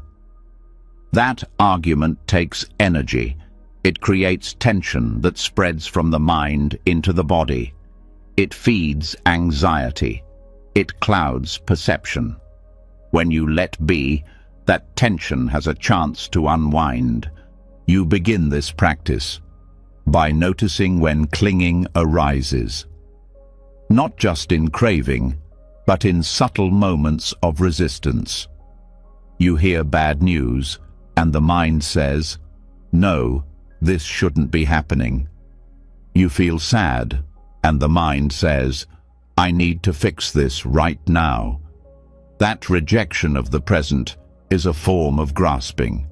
It's not always loud, but it's always there when peace feels just out of reach. The way through is gentle. You don't force yourself to let go. You don't shame yourself for holding on. You simply start with a breath. You say, "This too," and let the moment unfold. Even if it's uncomfortable, even if it doesn't make sense. You let the feeling live without needing to control it. This allowing changes everything. Because clinging doesn't just create suffering, it prolongs it. The emotion might last a few minutes, but the story about the emotion can last hours, days, even years. Letting be doesn't make the emotion disappear. It lets it complete its natural arc. You step out of the way, you stop fueling the flame. There's a freedom in this that most people never taste. The freedom to feel without being trapped by feeling. The freedom to care without clinging to outcomes. The freedom to move through experience without getting tangled in every thought that arises around it. This practice doesn't mean you become passive in life. It means you stop resisting what you can't control. And in doing so, you save your energy for what you can influence. You act without attachment. You love without possession. You show up without needing everything to go your way. Even joy feels different when you let it be. You don't rush to capture it. You don't try to stretch it out. You simply let it flow. You enjoy it while it's here, and you let it leave when it's done. No clinging, no story that it should have lasted longer. Just gratitude for the moment as it was. Pain also becomes less heavy, because you're not layering it with judgment. You're not saying, this shouldn't be here. You're saying, this is here. That shift doesn't remove pain, but it removes isolation. It removes the extra layer that says you're failing because you're struggling. It makes room for tenderness. And tenderness is where healing lives, not in pushing through, not in solving every emotion, but in creating a space where even the most difficult feeling can sit down, breathe, and soften. Letting be is what makes that space possible. You can practice this in any moment. When you're tired, when you're anxious, when you feel overwhelmed. You pause, you notice what's here, you breathe. You don't try to push it away. You don't try to explain it. You let it be. And then you watch what happens when you stop controlling everything. Sometimes the feeling will stay. Sometimes it will pass. But either way, you won't be as drained, because you've stepped out of the role of manager. You've stepped into the role of witness, and that witness is where peace begins. Letting be also teaches you how to hold others, not to fix them, not to force their process to move faster, but to sit with them without needing to change what they feel. This presence is rare and healing because it says, you're allowed to be exactly where you are, and I'll still be here. This is what you learn to offer yourself to, the same space, the same patience, the same willingness to stay with what's real. No agenda, no performance, just a quiet trust that what's arising can be met without collapse. Over time, this way of living becomes less effortful. You no longer react to every pull. You no longer chase every thought. You stop grabbing and start receiving. Life becomes something you flow with, not something you try to pin down. And in that flow, you find energy that was never lost, only bound up in resistance. You find rest in places you thought you'd never relax. You find that letting be is not just a practice, it's a form of love, one that doesn't ask anything to be different in order to be held. And now, as you lie here, breath steady, mind softer than when you first began, feel what shifted. Not everything has been solved. Not every answer has arrived. But something has quieted. The weight you've been carrying is no longer pressing so hard against your chest, because tonight you didn't escape your pain. You sat with it, you breathed through it, you heard teachings not as ideas, but as medicine. You remembered that peace isn't a reward for perfection. It's a return to what was always waiting inside you. From noble silence to letting go, from compassion to equanimity, from breath to presence. Each teaching was not just a concept, but a key. And if even one key opened something for you tonight, then let that be enough. Let that be your beginning. Before you drift off, let us know which teaching spoke most deeply to your heart. Was it the power of renunciation, the calm in non-striving, the tenderness of mudita? Share your reflection in the comments below. It may be exactly what someone else needs to read tonight. And if these teachings held you, even for a moment, subscribe to the channel so you can return whenever life feels too heavy. There's always more here for you. Until next time, sleep deeply, rest gently, and remember, your heart is worth healing.